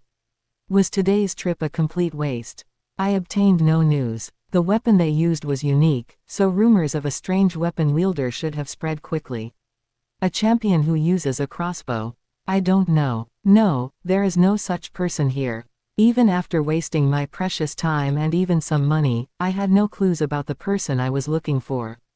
Did I just waste my time? They surely existed in this world, right? I was certain that they were lying low somewhere and sharpening their claws, before appearing as my greatest enemy. Even with all the means I had, I couldn't find anything about the protagonist of Villain Hunter. I even started to wonder if this world was different from the novel and that, maybe, that person didn't exist. It was not entirely unlikely. Before the sun went down, I thought I would stop by one last place. The place I visited was a tavern in the Westgate slum district. It was quite a distance away from the main street. The tavern was called Open Corner Bracket Nymph's Ditch Close Corner Bracket, and although the name was a bit bizarre, it was a huge 3-story and frequented by many customers. It was like a dumpster for all sorts of things. Surprisingly, interesting rumors and earworthy proverbs gathered in such a place. Of course, false rumors, gossip and all kinds of slander were bound to get mixed in, so one should always pay attention. Upon opening the sliding door, along with the ringing of the bell, I could see the faces of people who were already drunk and wasted. It was still early in the evening. Broken cups and spilled alcohol were scattered on the floor. I even saw a mouse with a piece of cheese in its mouth, scurrying into a hole. Phew, reeks of alcohol. The sanitary conditions were very poor. Of course, my nerves weren't so sensitive that I cared about every single thing. After settling in a corner where no one would care about me, I ordered samgyeopsal-like food from a freckled waitress. Now, I quietly began listening and taking in all of the conversations. I, the evil Taeo, secretly had good hearing. Even in a noisy place like this, I seemed to have a magical power of being able to pick and choose the information I wanted. Honey, I didn't wear panties today. Let's eat and dip. I'll make you purr Tilda. What about purring? No, although it was very interesting, it was not what I was looking for. Champion. Any words about champions? After listening for a while, I heard a particularly concerning story that made me wince. Did you hear? Lord Belmont fell on his knees and swore allegiance to the Queen. I heard it too. I didn't think that Lord Belmont would surrender. That Taeo, he really knows how to break people down. Why is he only using such abilities on evil things? Tisk. They seem to be aware about Belmont's execution incident in the court the other day. I told them to keep quiet and not leak it to the public. But in the end, rumors were still spread. So, are the rumors true? The fact that Taeo, the dim-witted gardener, is actually a big shot. The Queen must have gone crazy. But even though he's such an evil bastard, I envy him.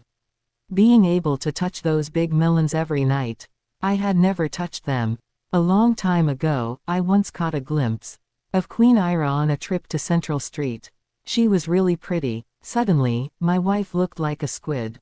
The Queen being the prettiest woman in the kingdom wasn't just a fuss. She's that good. That's what I'm telling you. It was common to hear stories about Ira and me at the various bars. Anything about me was mostly profanity. However, when it came to Ira, it was a subtle mix of hatred and envy. As you could see, just because Ira was a tyrant, it didn't mean that she was cursed at. Surprisingly, there were a lot of passionate hooligans on this street that supported Ira. It made me realize good looks gave very important bonus points for politicians. Though, Ira didn't seem to be making good use of it. But I thought it would probably work out if I helped her. No, it had to be done somehow. A crashing noise suddenly sounded, snapping me out of my thoughts. When I lifted my head, I saw the freckled waitress, who had taken my order, falling to the floor. "Hya, what's going on?" In front of her, an angry weasel-bearded man was panting. Looking at the chess piece pawn-shaped brooch on his shoulder, it seemed he was a junior official in the kingdom. The yellow belt armband on his shoulder also made him look like a tax collector. He flung his greasy hair back and made a fuss. "Can I not like you? Ah, is it such a big mistake that I like you? You looked pitiful, so I patted your butt to cheer you up." The man stretched out his skinny hand, viciously grabbing the fallen female employee's hand and lifted her up. Thanks to this, the girl screamed and cried out. Why are you doing this to me? Let me go. How dare you, slum peasant woman? I'm not a peasant, I'm an employee. Shut it, Sophie, my love is true. If you trample on this pure heart of mine, you will become a real peasant. What? This type of thing happened every time and everywhere. It was common in taverns and bars. However, the rice cakes of the Nymph's Ditch Tavern should appear soon and beat up the junior official. The person who managed this tavern was a pretty scary madam. Someone please help. Let's go to my mansion, yeah. I won't let even a single drop of water get on you. However, no matter how much I waited, the guards never showed up. When I turned my head, I saw the tavern staff in the distance, along with other people, gloomily looking at the scene. What was going on? Wasn't the tavern madam not the type to sit back and just watch her place get trashed like this? Curious, I decided to ask the old man who was clicking his tongue near me, to find out what was going on. Hey, do you know why people are just watching? The old man suddenly roared, as if he had been waiting for someone to ask. How can anyone make a move? Behind him is that damn bastard. Who is this, damn bastard, you were referring to? When mentioning, fucking bastard, who else could it be? It's the Taeo, the Queen's secret lover. He took this man as his right-hand man, so no one dares to interfere.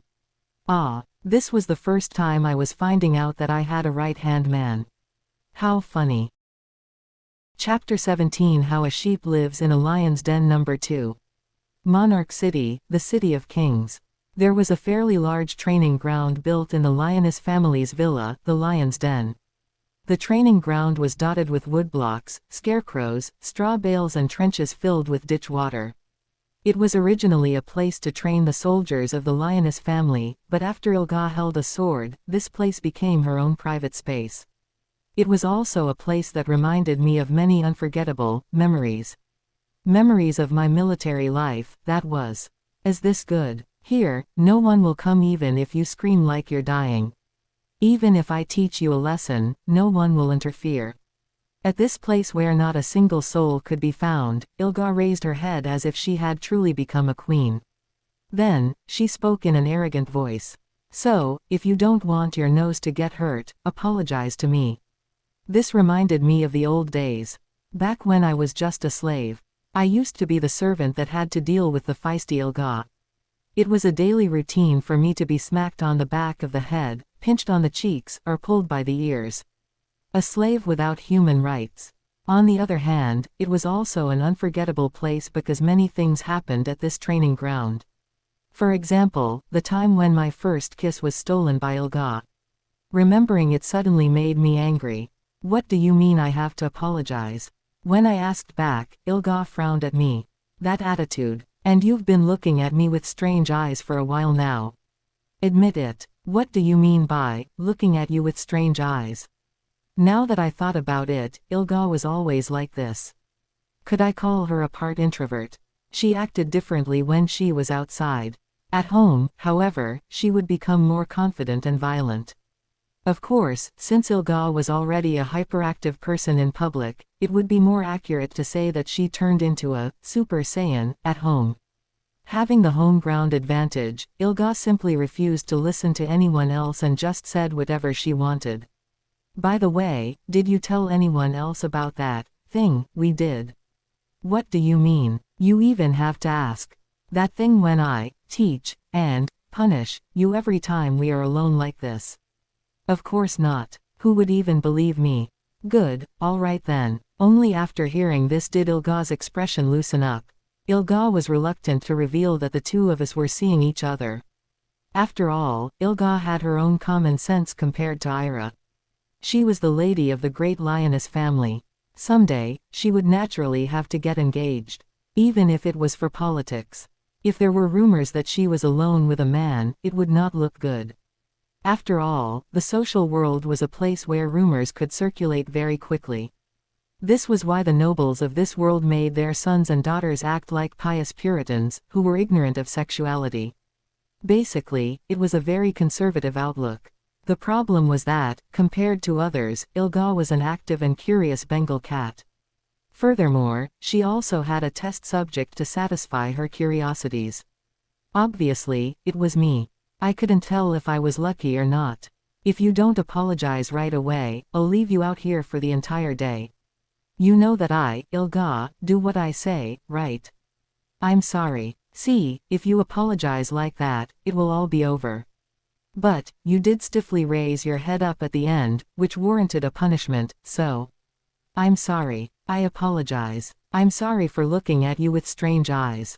Are you happy now? Quote. Ilga raised an eyebrow in surprise. Her bundle of hair, which resembled a lion's mane, fluttered in the wind. After a while, Ilga said as if she had finally finished gathering her thoughts. Okay then, you apologized.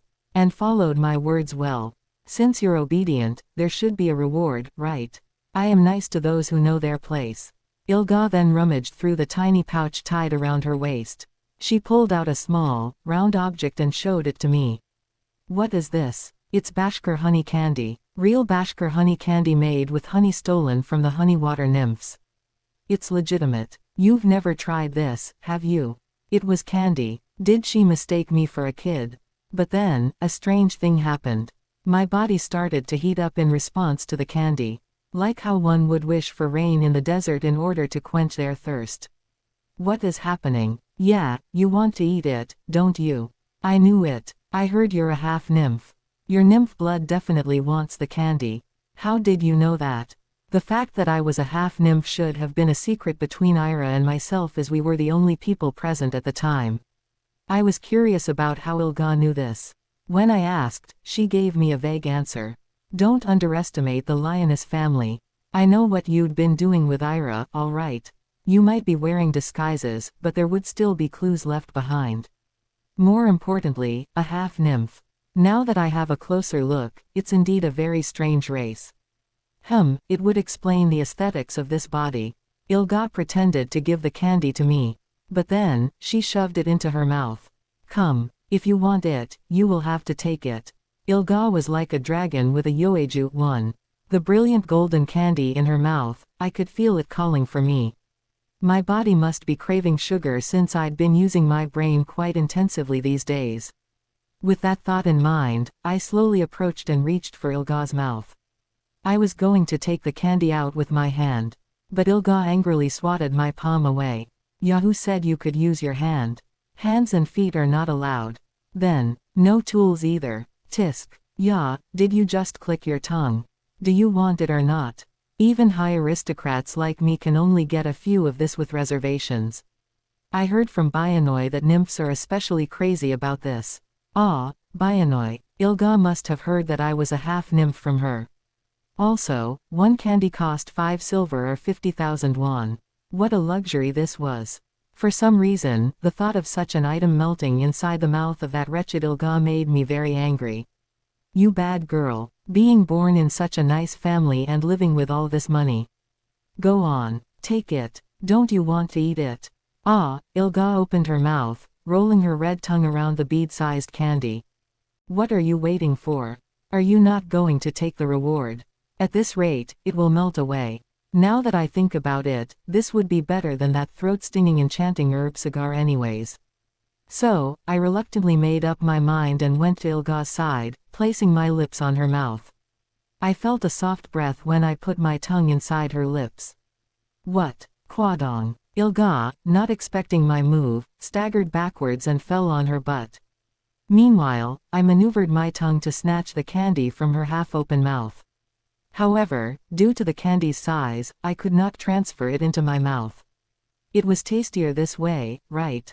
When the sugar touched the tip of my tongue, the fatigue in my body and the worries that had been accumulating inside my head instantly disappeared.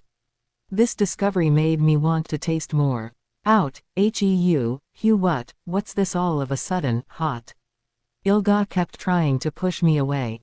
After saying she would teach me the taste of a woman's lips, we'd already kissed several times.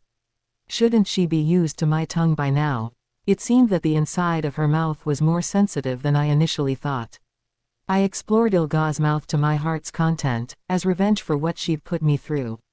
Although Ilga's words were spicy, the inside of her mouth was sweet.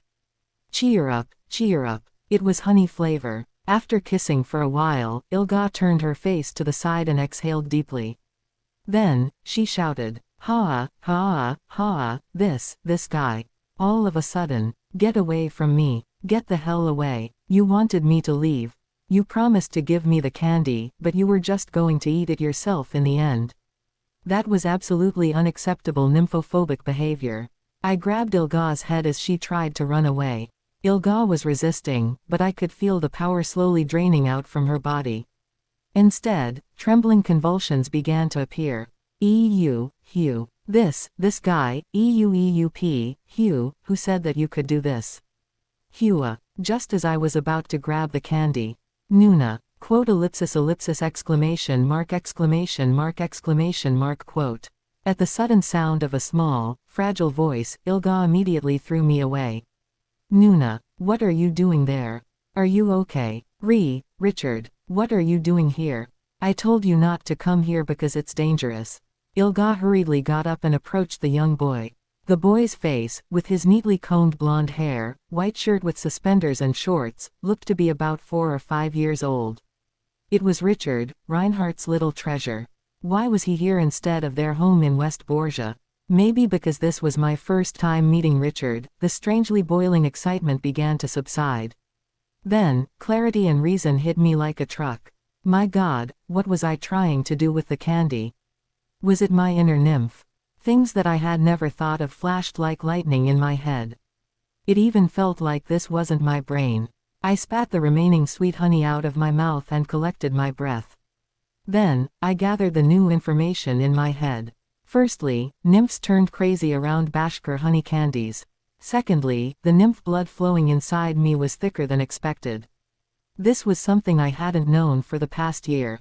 Naturally, it shocked and freaked me out. I would have to be more careful about this. Suddenly, I felt someone approaching me with small steps. Turning my head, I saw a slender little kid who was looking up at me. You are Sir Gospel, right?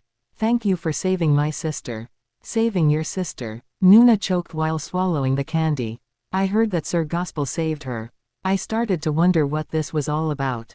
However, upon raising my head, I saw Ilga standing next to Richard and gesturing towards me. She probably wanted me to go along with it.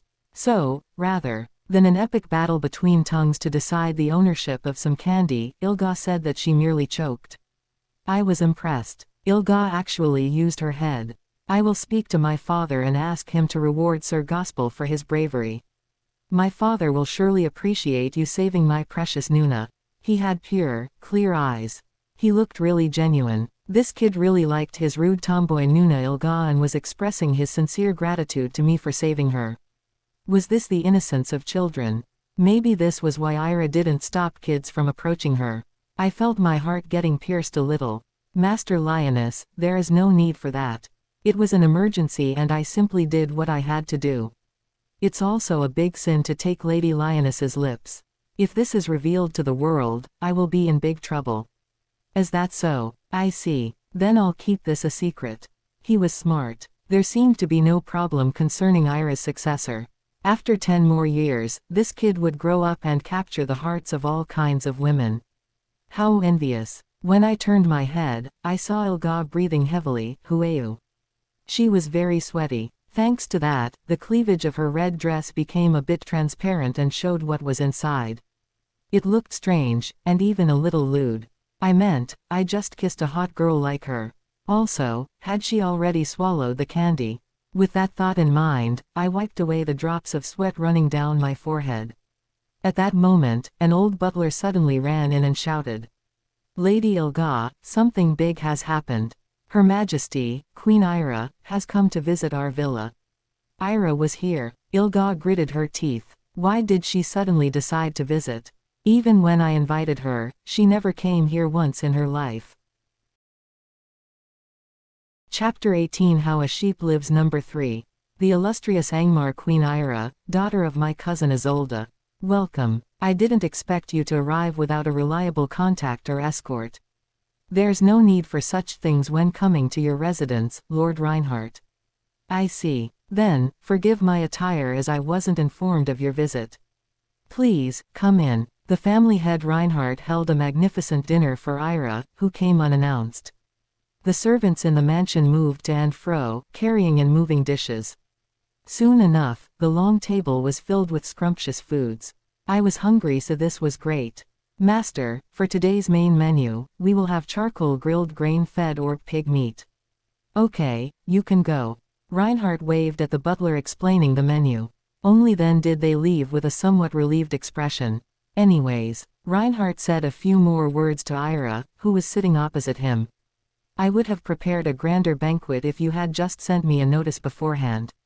This might sound good on the surface, but after translating it to the language of nobles, the meaning actually became, why are you suddenly bothering me when you haven't been invited? Ira skillfully took the wine from the attendant and spoke in a languid voice. Thank you for the hospitality, distant uncle. As rumored, this is a wonderful residence. Though, I think it would have been prettier if there were a little more flowers in the garden. No problem, we'll plant more in honor of Her Majesty. By the way, what's the purpose of your sudden arrival? Reinhardt did not even bother to hide his agitation. Gosh. Who else in this world could speak like this to Queen Ira, other than this man? As I watched, my mouth kept turning dry. Thus, I had to chug down glasses after glasses of water.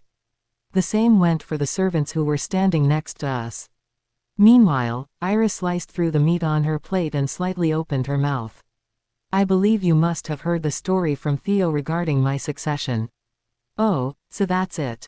That child is Richard, Lord Reinhardt's little treasure. Soruk. Ira turned to look at the child sitting next to Reinhardt. Richard, who was listening to the conversation with great interest, got up and bowed his head.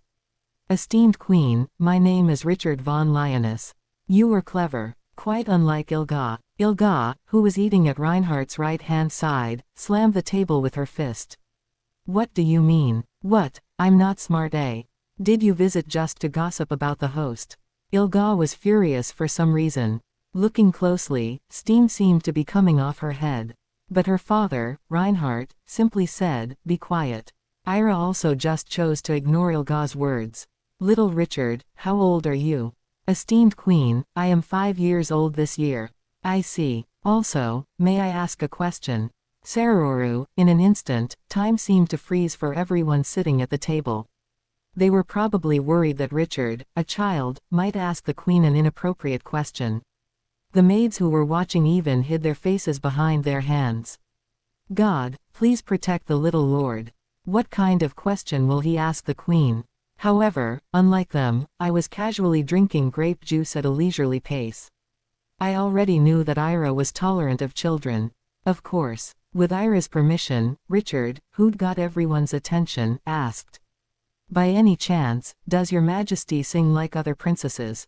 Sing? Ira asked back as if it was a strange question. However, Reinhardt, who was drinking wine, gave an answer instead.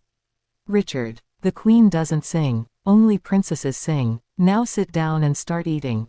That appeared to be the case.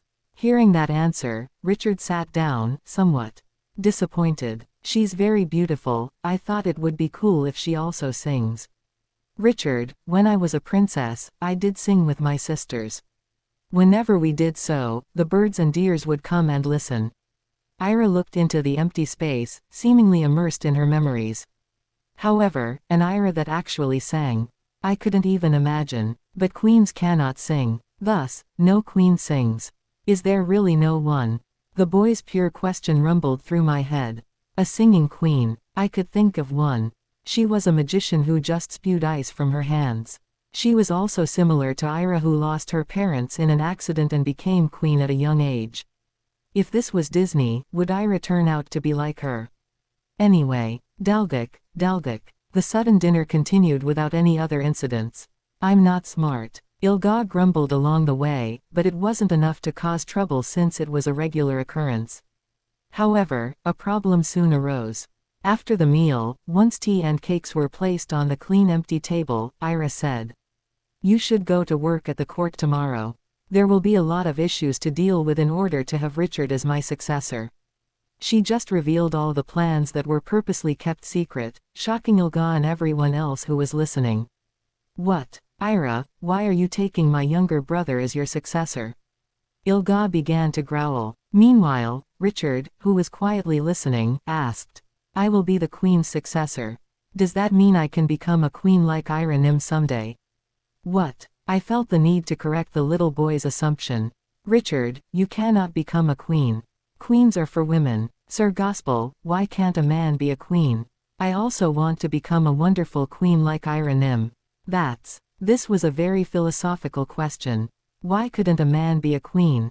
It was a problem that couldn't be solved even in the 21st century, when there were more active discussions about gender roles than necessary. Thus, I was hesitant and couldn't give an answer. Richard then let out a small sigh as if he was broad-minded enough to understand my dilemma. "Then what about a princess? I think it would be nice if a princess could sing to their heart's content. In fact, I want to be a princess more than a queen." "Can I do that?" No, what was with his princess obsession? There was already the tomboy Ilga, and now Richard turned out to be obsessed with princesses. At this point, there had to be something wrong with the Lionesses' home education. Ira then said, "Richard Gunn, I'll try to make special arrangements for you to become a princess." "Wow, As I swallowed a sigh, Reinhardt said while stroking his face. "He certainly has a lot of issues to deal with." To that, Ira sipped her tea and lightly responded, "He is different, he will do well." It was an answer that didn't seem to have much meaning. But, surprisingly, it made a lot of people think. "Hey, Ira, what is the meaning of this?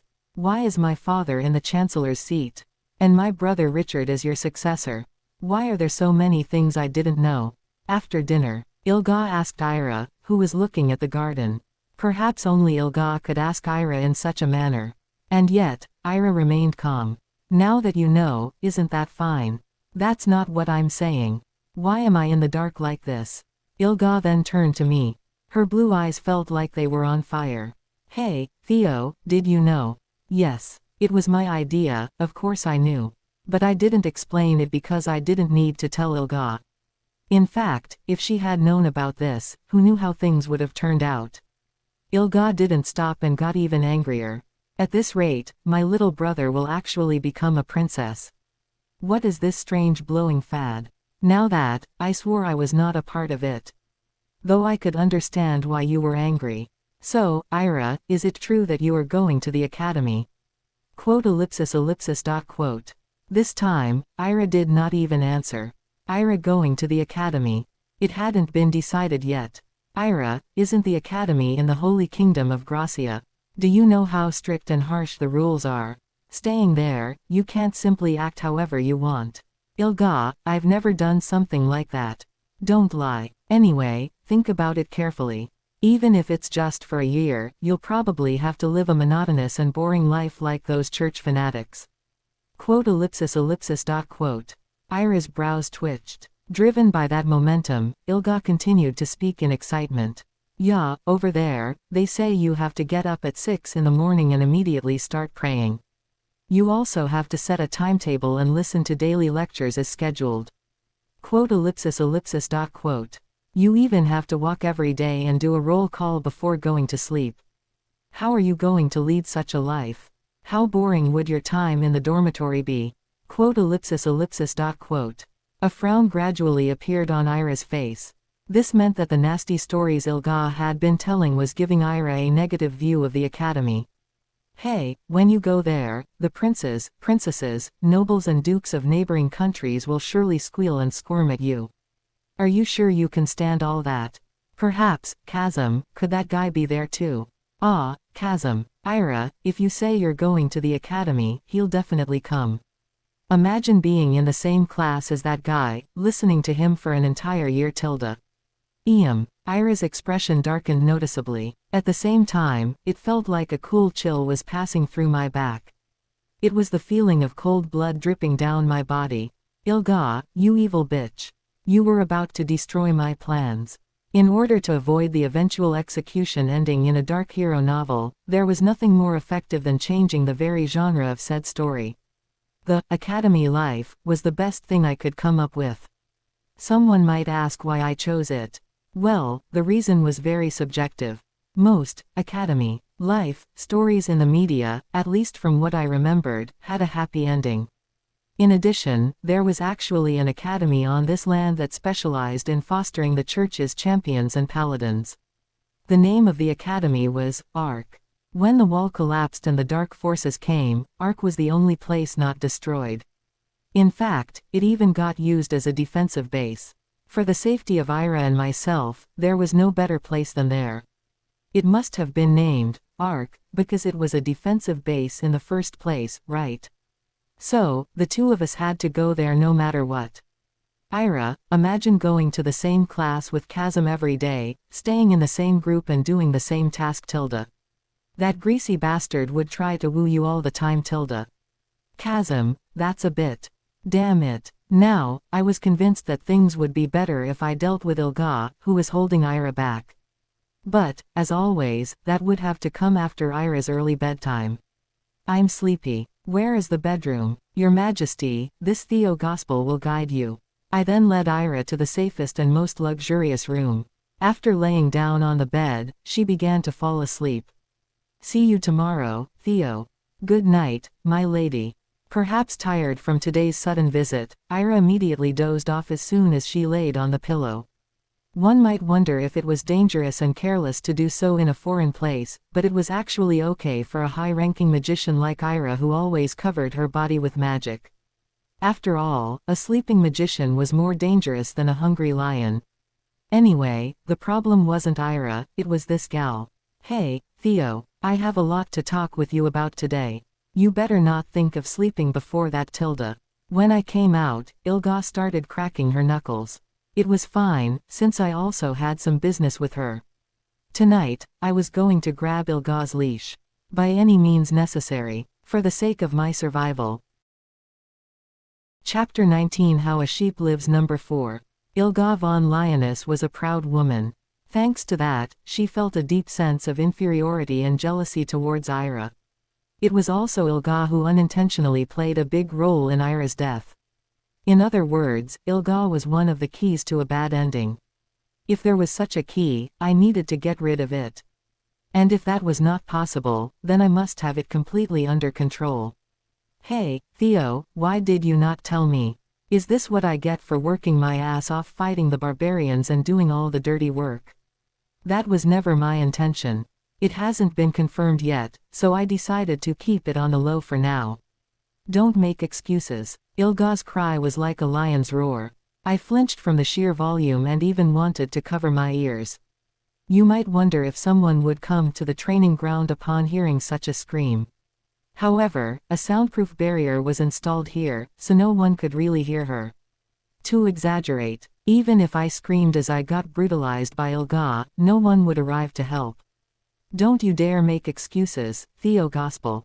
Your mouth always spouts shit like that. You think I don't know your plan. You're trying to escape. Pardon. When Ira enters the academy, I'm sure you'll follow her under the pretext of an aide. Yup. That was my aim in the first place. But Ilga seemed to have understood it this way. Why are you trying to run away from me like that? Don't you understand that my teasing was simply to educate you? Did you just admit that you were harassing me? Nevertheless, that was not why I was going to the academy, so I shook my head. It's not like that, really. As a matter of fact, I want Ilga Nim to enter the academy with me. To be honest, I preferred to have Ilga by my side. Of course, I was not planning to keep her with me because of her beauty. Rather, as mentioned earlier, she was a dangerous factor that must be monitored at all times. However, Ilga had understood my words differently. Her angry red face started flushing.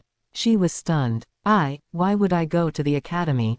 How funny, like really. Ha, truly ridiculous. Do you not want to go? Then tell me, Theo Gospel, what would I learn from that hellacious academy?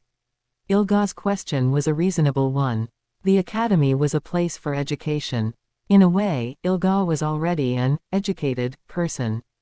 Of course, personally, I would rather send her to a place like a Seodang village school to get whipped. However, I might have my head ripped off due to karma if I actually said it. So I decided not to talk about that.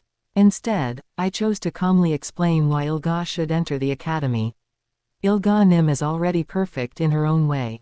Nevertheless, your knowledge of magic is not really that great. How dare you? But if you go there, you'll be able to improve your skills against the magic that you're vulnerable to. We might even be able to acquire items that could nullify magic. Magic nullification, I indeed heard there's such a thing. And, you could even learn how to handle your magic halberd better. Quote. Ilga shut her mouth. When caught off guard, it was better to keep quiet rather than stutter. After all, Ilga had a magic complex because of Ira. Furthermore, in the novel, Ilga was unable to completely wield her holy weapon, the halberd, crusher, and could only use it as a sturdy weapon. You heard that right. Ilga was a champion chosen by a holy weapon.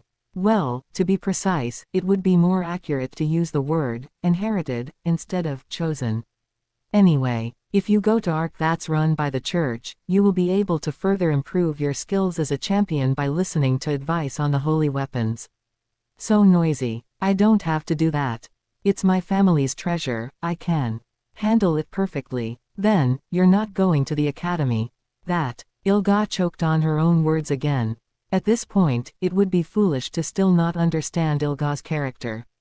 She wanted to go with us, but she was too proud and couldn't forgive herself if she willingly accepted the offer. That was why Ilga had to be given a reason that she would be satisfied with, in order to pretend that she had won the argument. However, despite hearing all the advantages of entering the academy, Ilga still didn't budge. It seemed that her pride was higher than I thought. Should I change my plan? To be honest, I didn't want to use this. Stomp. I took a step towards Ilga. It could be said that I went beyond the 1-meter gap between us and entered her range. At this distance, Ilga could easily rip my neck off with her bare hands if she reached out. However, it was her who was on the back foot. What? Why are you suddenly coming closer? Go away. Ilga slowly took a step back. Meanwhile, I continued to approach her like this. Ilga Nim, I wish for you to be with me. Me. With you. What are you talking about all of a sudden? You idiot. I gently grasped Ilga's fingertips. It was fairly warm and soft for someone who fought on the battlefield. You still don't understand what I mean. What is it? You mean, I guess it means that you like me. Quote. It's not Ira, but me. Instead of answering, I looked at Ilga with big puppy eyes. Ilga looked into my eyes before avoiding them. Well, it would be weird not to like the perfect me. After all, I have kissed you a few times and it's unavoidable that you fell in love with me. This is hard. Then, as she ran her fingers through her bangs, she started to say things that I could not have thought of. However, I am the daughter of the great lioness family. You who came from slavery, I cannot accept your feelings. I'm sorry. Huh. Her response was different from what I predicted. Well, actually, I was kind of expecting this. I suppose, that's simply how you feel about me, This is troublesome. It's not Ira, but what should I do? Quote.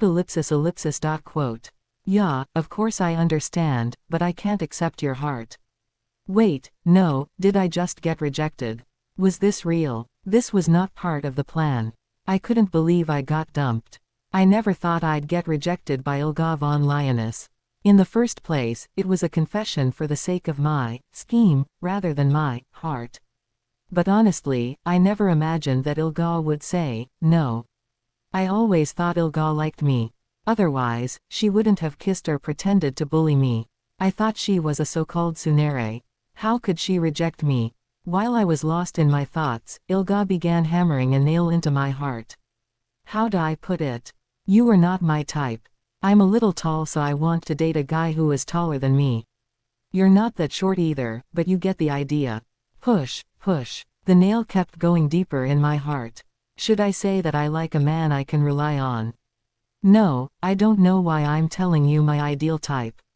Just give up. Ilga refused the confession naturally.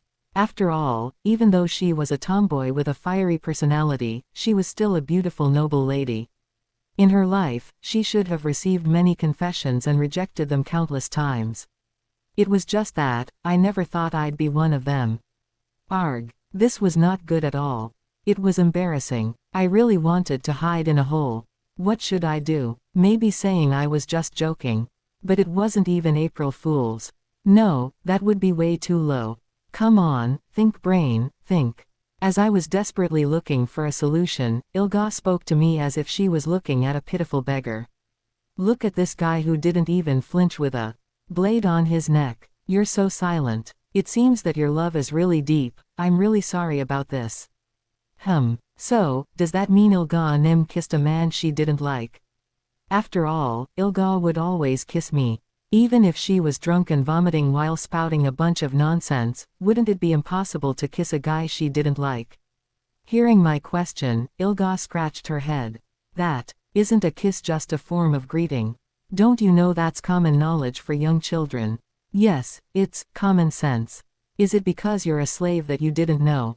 What kind of common sense was that? Chapter 19 How a Sheep Lives. Number 4. Ilga von Lioness was a proud woman. Thanks to that, she felt a deep sense of inferiority and jealousy towards Ira. It was also Ilga who unintentionally played a big role in Ira's death. In other words, Ilga was one of the keys to a bad ending. If there was such a key, I needed to get rid of it. And if that was not possible, then I must have it completely under control. Hey, Theo, why did you not tell me? Is this what I get for working my ass off fighting the barbarians and doing all the dirty work? That was never my intention. It hasn't been confirmed yet, so I decided to keep it on the low for now. Don't make excuses. Ilga's cry was like a lion's roar. I flinched from the sheer volume and even wanted to cover my ears. You might wonder if someone would come to the training ground upon hearing such a scream. However, a soundproof barrier was installed here, so no one could really hear her. To exaggerate, even if I screamed as I got brutalized by Ilga, no one would arrive to help. Don't you dare make excuses, Theo Gospel. Your mouth always spouts shit like that. You think I don't know your plan? You're trying to escape. Pardon. When Ira enters the academy, I'm sure you'll follow her under the pretext of an aide. Yup. That was my aim in the first place. But Ilga seemed to have understood it this way. Why are you trying to run away from me like that? Don't you understand that my teasing was simply to educate you? Did you just admit that you were harassing me? Nevertheless, that was not why I was going to the academy, so I shook my head. It's not like that, really. As a matter of fact, I want Ilga Nim to enter the academy with me. To be honest, I preferred to have Ilga by my side. Of course, I was not planning to keep her with me because of her beauty. Rather, as mentioned earlier, she was a dangerous factor that must be monitored at all times. However, Ilga had understood my words differently. Her angry red face started flushing. She was stunned. Why would I go to the academy? How funny, like really. Truly ridiculous. Do you not want to go? Then tell me, Theo Gospel, what would I learn from that hellacious academy? Ilga's question was a reasonable one. The academy was a place for education. In a way, Ilga was already an educated person. Of course, personally, I would rather send her to a place like a Seodang village school to get whipped. However, I might have my head ripped off due to karma if I actually said it. So I decided not to talk about that. Instead, I chose to calmly explain why Ilga should enter the academy. Ilga Nim is already perfect in her own way. Nevertheless, your knowledge of magic is not really that great. How dare you? But if you go there, you'll be able to improve your skills against the magic that you're vulnerable to. We might even be able to acquire items that could nullify magic. Magic nullification, I indeed heard there's such a thing. And, you could even learn how to handle your magic halberd better. Quote. Ilga shut her mouth. When caught off guard, it was better to keep quiet rather than stutter. After all, Ilga had a magic complex because of Ira. Furthermore, in the novel, Ilga was unable to completely wield her holy weapon, the halberd, crusher, and could only use it as a sturdy weapon. You heard that right. Ilga was a champion chosen by a holy weapon. Well, to be precise, it would be more accurate to use the word, inherited, instead of chosen. Anyway, if you go to Arc that's run by the church, you will be able to further improve your skills as a champion by listening to advice on the holy weapons. So noisy. I don't have to do that. It's my family's treasure, I can handle it perfectly. Then, you're not going to the academy. That. Ilga choked on her own words again. At this point, it would be foolish to still not understand Ilga's character. She wanted to go with us, but she was too proud and couldn't forgive herself if she willingly accepted the offer. That was why Ilga had to be given a reason that she would be satisfied with, in order to pretend that she had won the argument. However, despite hearing all the advantages of entering the academy, Ilga still didn't budge. It seemed that her pride was higher than I thought. Should I change my plan? To be honest, I didn't want to use this. Stomp. I took a step towards Ilga. It could be said that I went beyond the 1-meter gap between us and entered her range. At this distance, Ilga could easily rip my neck off with her bare hands if she reached out. However, it was her who was on the back foot. What? Why are you suddenly coming closer? Go away. Ilga slowly took a step back. Meanwhile, I continued to approach her like this. Ilga Nim, I wish for you to be with me. Me. With you. What are you talking about all of a sudden? You idiot. I gently grasped Ilga's fingertips. It was fairly warm and soft for someone who fought on the battlefield. You still don't understand what I mean. What is it? You mean, I guess it means that you like me. Quote ellipsis ellipsis dot quote. It's not Ira, but me. Instead of answering, I looked at Ilga with big puppy eyes. Ilga looked into my eyes before avoiding them. Well, it would be weird not to like the perfect me. After all, I have kissed you a few times and it's unavoidable that you fell in love with me. This is hard. Then, as she ran her fingers through her bangs, she started to say things that I could not have thought of. However, I am the daughter of the great lioness family. You who came from slavery, I cannot accept your feelings. I'm sorry. Huh. Her response was different from what I predicted. Well, actually, I was kind of expecting this. I suppose, that's simply how you feel about me, This is troublesome. It's not Ira, but what should I do? Quote ellipsis ellipsis dot quote. Yeah, of course I understand, but I can't accept your heart. Wait, no, did I just get rejected? Was this real? This was not part of the plan. I couldn't believe I got dumped. I never thought I'd get rejected by Ilga von Lioness. In the first place, it was a confession for the sake of my scheme, rather than my heart. But honestly, I never imagined that Ilga would say no. I always thought Ilga liked me. Otherwise, she wouldn't have kissed or pretended to bully me. I thought she was a so-called tsundere. How could she reject me? While I was lost in my thoughts, Ilga began hammering a nail into my heart. How'd I put it? You were not my type. I'm a little tall, so I want to date a guy who is taller than me. You're not that short either, but you get the idea. Push, push. The nail kept going deeper in my heart. Should I say that I like a man I can rely on? No, I don't know why I'm telling you my ideal type. Just give up. Ilga refused the confession naturally.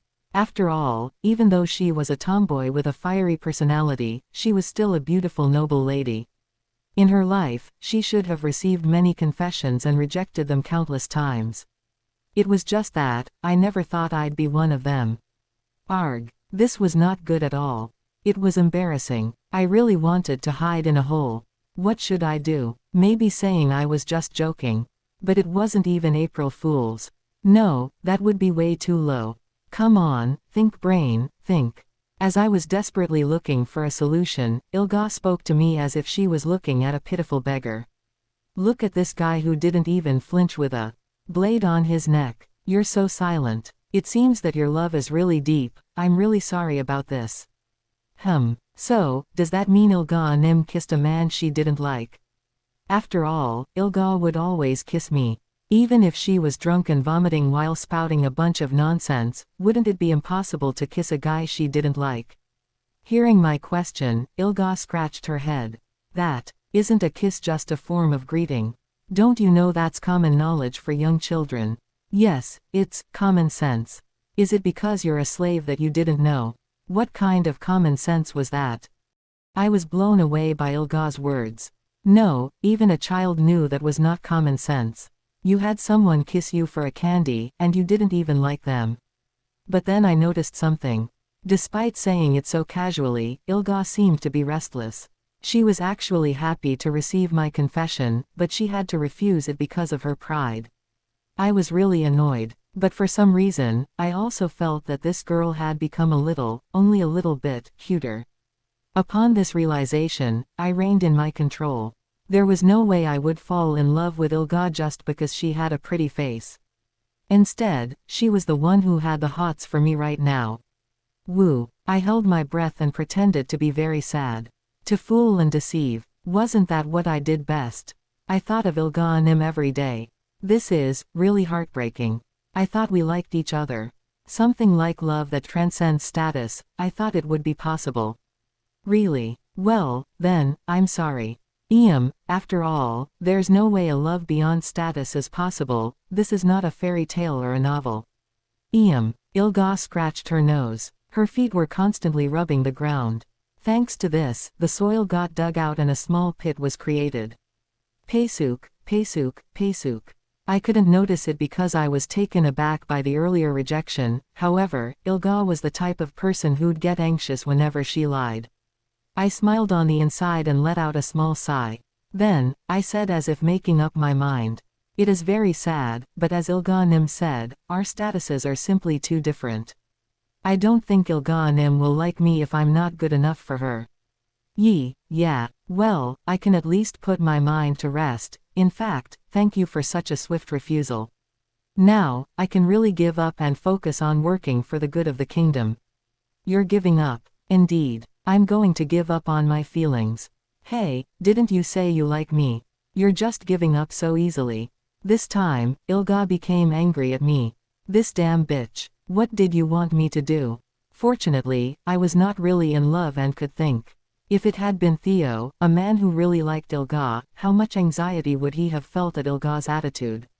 Was this the pain of men who had their feelings played with? It was a very nymphophobic pain. Thinking about this made me really furious. However, without showing anything on the surface, I asked Ilga as if I knew nothing. I have no choice but to give up, don't I? You have built a very high wall. Hey, Theo, don't you know the saying that there's no axe that breaks in just 10 strikes? What saying? And why were you talking about axes? I wasn't planning to cut a tree. However, not knowing that she had made a mistake, Ilga continued to speak fluently. Don't give up and keep trying until the end. Be ruthless. Don't you have a backbone? Is that why you can't do it? Maybe you just don't have the guts. Then, if I do not give up and continue to woo Ilga Nim, will you fall for me? Of course not. Figured. Then, I really should just give up.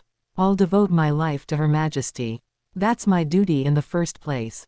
That's right. Yeah, but are you sure you'll be able to forget me? Think about it. Won't you dream of me in your sleep? How about seeing my image whenever you look in the mirror? You seem to know the details even better than I do. Yeah, this is, of course, the common sense of educated youth. It will be hard to forget about someone immediately. It's like putting out magic candles. It simply won't be easy. Sook Ilga was now pushing dirt back with her feet and filled the hole she had made. She looked very nervous and anxious. However, I pretended not to notice and just nodded my head slowly. That's true, I guess. You know what? Because I am generous, how about I help you move on little by little? I'll give you a chance to erase me from your mind. I'll even do things like going on a date with you. Slowly, bit by bit, you'll be able to forget about me. Just like that. But, I'm going to the academy. Also, I may be able to forget it unexpectedly fast. Of course, it will be tough, but... The academy, alright. If you go to that faraway place. Bugul. I could almost hear bubbles boiling on top of Ilga's head. Her face was completely red as she licked her lips. Her tomato face looked like it would explode with just a poke. The academy. Ilga Nim, didn't you say you wouldn't go? I did. But, that's not necessarily what we decided. Though, I also really don't have much to learn there. This was getting pathetic. If she continued to show such a cute side, I felt that I would develop an affection which didn't really exist. So, I had to make a decision at this point. I'm really sorry, Ilga Nim. But maybe, with your kindness, can I, Theo Gospel, ask you one last once-in-a-lifetime request? Once in a lifetime? Why are you getting so serious? This is a request I made with the determination to die. If you listen to this, I think I will be able to live without regrets in the future.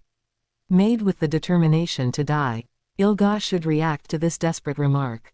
What is it? Are you asking me to accept your affection, or to marry me? Of course, I can't accept a request that has me throwing everything away to elope with you. I could see the curiosity and subtle anticipation on Ilga's embarrassed face. This was the deciding moment on whether or not I could control Ilga, who might one day become an important helper of the villain hunter party, and have her stay by my side. Dugyundujan. I had already made up my mind. But no matter how prepared I was, my heart still pounded in nervousness. Could I truly say these words? What if I get rejected again? No, let's just do it and think about the consequences later. Plus, this was much easier compared to what I said to Ira. So, what is the request? Let's hear it first. I slowly opened my mouth to Ilga, who seemed to have done some mental preparation to an extent. Will you let me touch your chest once? Chapter 20 How a Sheep Lives #5. What? What did you just say? Did I hear it wrong? Ilga was terribly bewildered, just as expected. Her hot, red, boiling octopus face was covered in sweat. Are my ears not working properly? Did you really just make that crazy request? You dare ask to touch a marquis daughter's chest? Ilga dismissed it as a crazy request. Which was true. Who would dare touch the breasts of a great family's young lady, who'd been treated with utmost care and respect since her birth? Even if the bodyguards were to slit his throat, he had no say in the matter. Of course, there were no bodyguards here right now.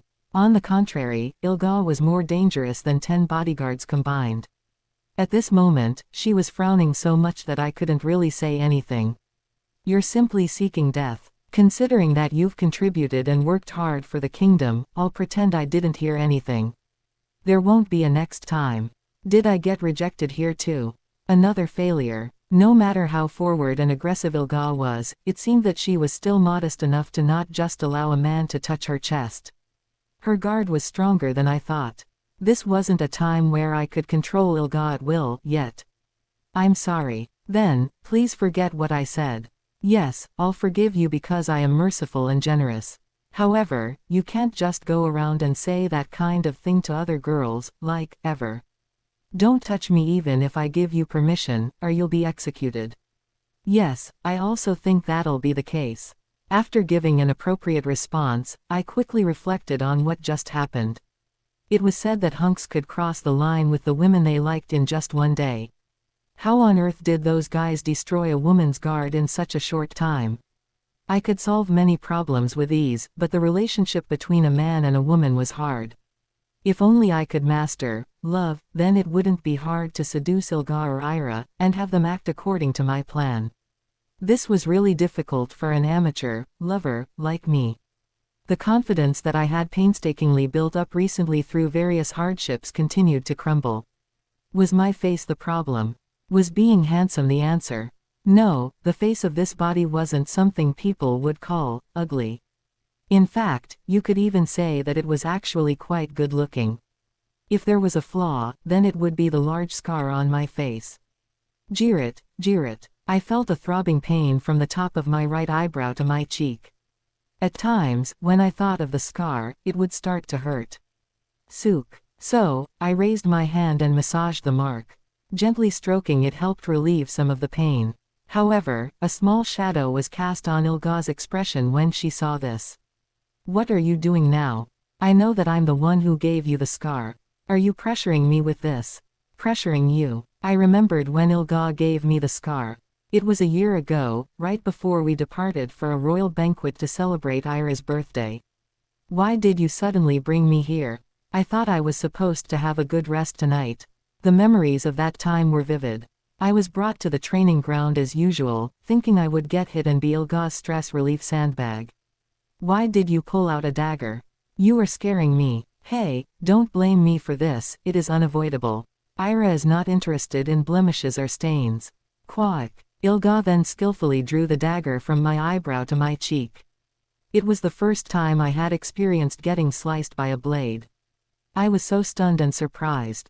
It was scary, there was so much blood. Ira always takes the best things I have. You were a miraculous half-nymph slave, so I was bound to lose you, alright. Of course, I didn't know you were a half-nymph at the time, but... Sook. Ilga's feet started digging a pit again. From this, I sensed what might be called a gap in her mind. Was this gap usable? Having done the calculations, I said my piece, grasping the last straw of hope. The scar would sting at night, Tilda. That's why I said I was sorry. I was just trying to make a little mark, but you moved and it got bigger than intended. It was your fault. Ilga screamed out loud. No, you were blaming the victim for this. A complex feeling arose from my heart. I didn't know whether it was due to the absurdity of the situation or simply my gloominess. I was speechless. At this moment, my brows began to frown. Ilga, who was looking at me, also waved her hand in a hurry as if feeling guilty from her own words. No, that's not what I meant. Yes, I admit that I was wrong, Al, alright. Here, as an apology, I'll let you touch my chest once. Really? When I asked brightly, Ilga's expression softened. She seemed relieved. I won't say it twice. You can only touch once, only once. I'll give you 10 seconds, no, 5 seconds. It wasn't the way I intended it to be, but in the end, I was able to touch Ilga's chest. It was a bit different from the how to tame and control Ilga that I had planned. Still, if you miss the opportunity to touch a woman's breasts, you are not a man. Ilga had very big honkers. In fact, even when I was very angry with Ilga, there were times when my irritation subsided as I watched them watermelons going up and down. Could those knockers be the reason for the strangely high morale of Ilga's bodyguards? And I could touch them. For 5 whole seconds. At this opportunity, blood naturally flowed to my lower body and something was rising. Tonight, any bad blood between us so far will be considered settled after this. Do you understand? Ilga then puffed her chest forward. Perhaps it was due to her dress, but the impact was great. Its shape was so mesmerizing that I started drooling. Now, it was time to finally touch it. I slowly walked towards Ilga. Wait a minute. Suddenly, Ilga stopped me and took a deep breath. All right, 5 seconds. I'll count, and if you touch any longer than that, you are dead. Okay, then. Sook putting her hands behind her back, Ilga closed her eyes. Meanwhile, I slowly reached out towards Ilga's chest. I'd only touched a woman's breasts about 3 times. Actually, it would be more accurate to say that I got to lick them. It was, of course, Ira's breasts, which tasted like soap. This was the real first time that I had the opportunity to freely touch them with my hands, even if it was only for 5 seconds. As a man, the primal eroticism from the act of subjugating a woman's breasts deeply resonated in my head. It felt like it was going to explode. Go ahead, touch it. Yeah, here I go. My hands finally reached Ilga's giant pair of mommy milkers. This feels. The first thing I felt was the gentle fabric of her dress touching my fingers and the indescribable softness. I struggled to hold the soft and elastic goodness between my fingers. It was actually a little heavier than I thought. I dare say that it was profoundly rich and full. 3. It had already been that long. I resented the fact that I'd wasted more than half of my precious time being mesmerized. So, to release the anger, I started squeezing. There was such a cute sound that I couldn't even believe it came from Ilga. But that was only for a brief moment. Hey, do you really have a death wish? Who told you to grab it so strongly? Ilga furiously opened her eyes. Yet my hands would not come off her body, as if they were sucked into her soft bosom. My hands then found a bump that was starting to rise, enough to be seen through the dress. Ilga's nipples had hardened. When I realized this, I swiftly decided that I would invest my remaining second to touch it. Alas, Ilga slapped my hands away. 5 seconds. Time's up. That's it. Then, Ilga covered her front by folding her arms. Now, nothing happened, all right. I've finished apologizing for hurting your eyes. You can't speak to others about this. HWIK. With that, she ran away and disappeared. Quote. Left alone, I relished the lingering feeling of the voluptuous, resilient and soft pair that remained in my hands. If only I could stay for one more day. It was the next morning. Reinhardt, the Lioness family head, saw Ira off early. Many people in the mansion also came to see and were very much looking forward to the Queen's departure. Ira looked around and said with a slight frown, "I can't see Ilga. She seems to still be sleeping. According to the servants, she slept late last night. I'll talk to her about this later, though I hope you won't mind too much." Ira waved her hand at Reinhardt's explanation. It meant that it was fine. Well, she didn't come here to see Ilga anyway. It was a good thing for me too. After something like what happened yesterday, I had no idea how I would look at Ilga. To be honest, I was a little glad she wasn't here. Reinhardt bowed his head. Then, see you soon, Your Majesty. I will go to the palace this afternoon. The former Chancellor Fargas will guide you then. Let's go, Theo. Yes, Your Majesty. Ira and I proceeded to turn towards the entrance of the mansion. As the Lioness residence began to fade into the distance, I asked the noisy Ira. My lady, is it really okay for you to not ride the carriage? It's fine. It's not like I'll die from it. I see. So, are we heading straight back to the palace today? At my question, Ira raised her head and looked up at the sky. She then slowly lowered her gaze and looked at the surrounding street with narrowed eyes. Today is a long-awaited holiday for me, so I want to go for a little walk outside of Monarch City. I would like to see what it's like out here. Ira wanted to go out of the city. Wasn't this the first time in the entire year? As I recalled, Ira never left the capital, Monarch City. In the first place, it was natural for her to not even go outside the palace. So, Ira wanting to leave the city so suddenly made me feel a little tense. I didn't know whether it was due to nervousness or a sense of accomplishment. It was undeniable that Ira was changing. The bad ending also seemed to be getting farther away. Also, if Ira went to the academy, she would have to leave her home and learn how to get along with other people. Thus, there was nothing wrong with getting some practice now. So, were there any places on the outskirts of town where Ira could visit? I hurriedly racked my brain and thought of a beautiful lake near Monarch City, with a castle in between. Einrich Castle is nearby. That fortress was built a century ago during the subjugation of the demon king Angmar. Now, it is used as a tourist attraction. I will take you there. Great. Maybe it was just my feeling, but Ira seemed excited. Honestly, I felt good too. Looking at the beautiful scenery would help Ira's mind and body become more stable, thus improving her personality. By then, it wouldn't be long until she became the good queen. Soon, the two of us arrived at Einrich Castle. I, Gorger, the rightful owner of Einrich Castle. It's Gorger's possession. Lake, also Gorger's possession. You intruders. Kill. This is Gorger's territory. I am the king now. Kawak. A giant man was seen climbing up the wall, tearing knights and horses apart as if they were chicken breast. Bolcock, Bolcock, Bolcock. The giant twisted the horse's torso. He then flung the piece of meat with one hand like throwing away a can. Kneel before this king. The bloody mess flew in the direction of Ira, splattering her white face with blood. Quote. I couldn't read the expression on Ira's blood-stained face. What was happening?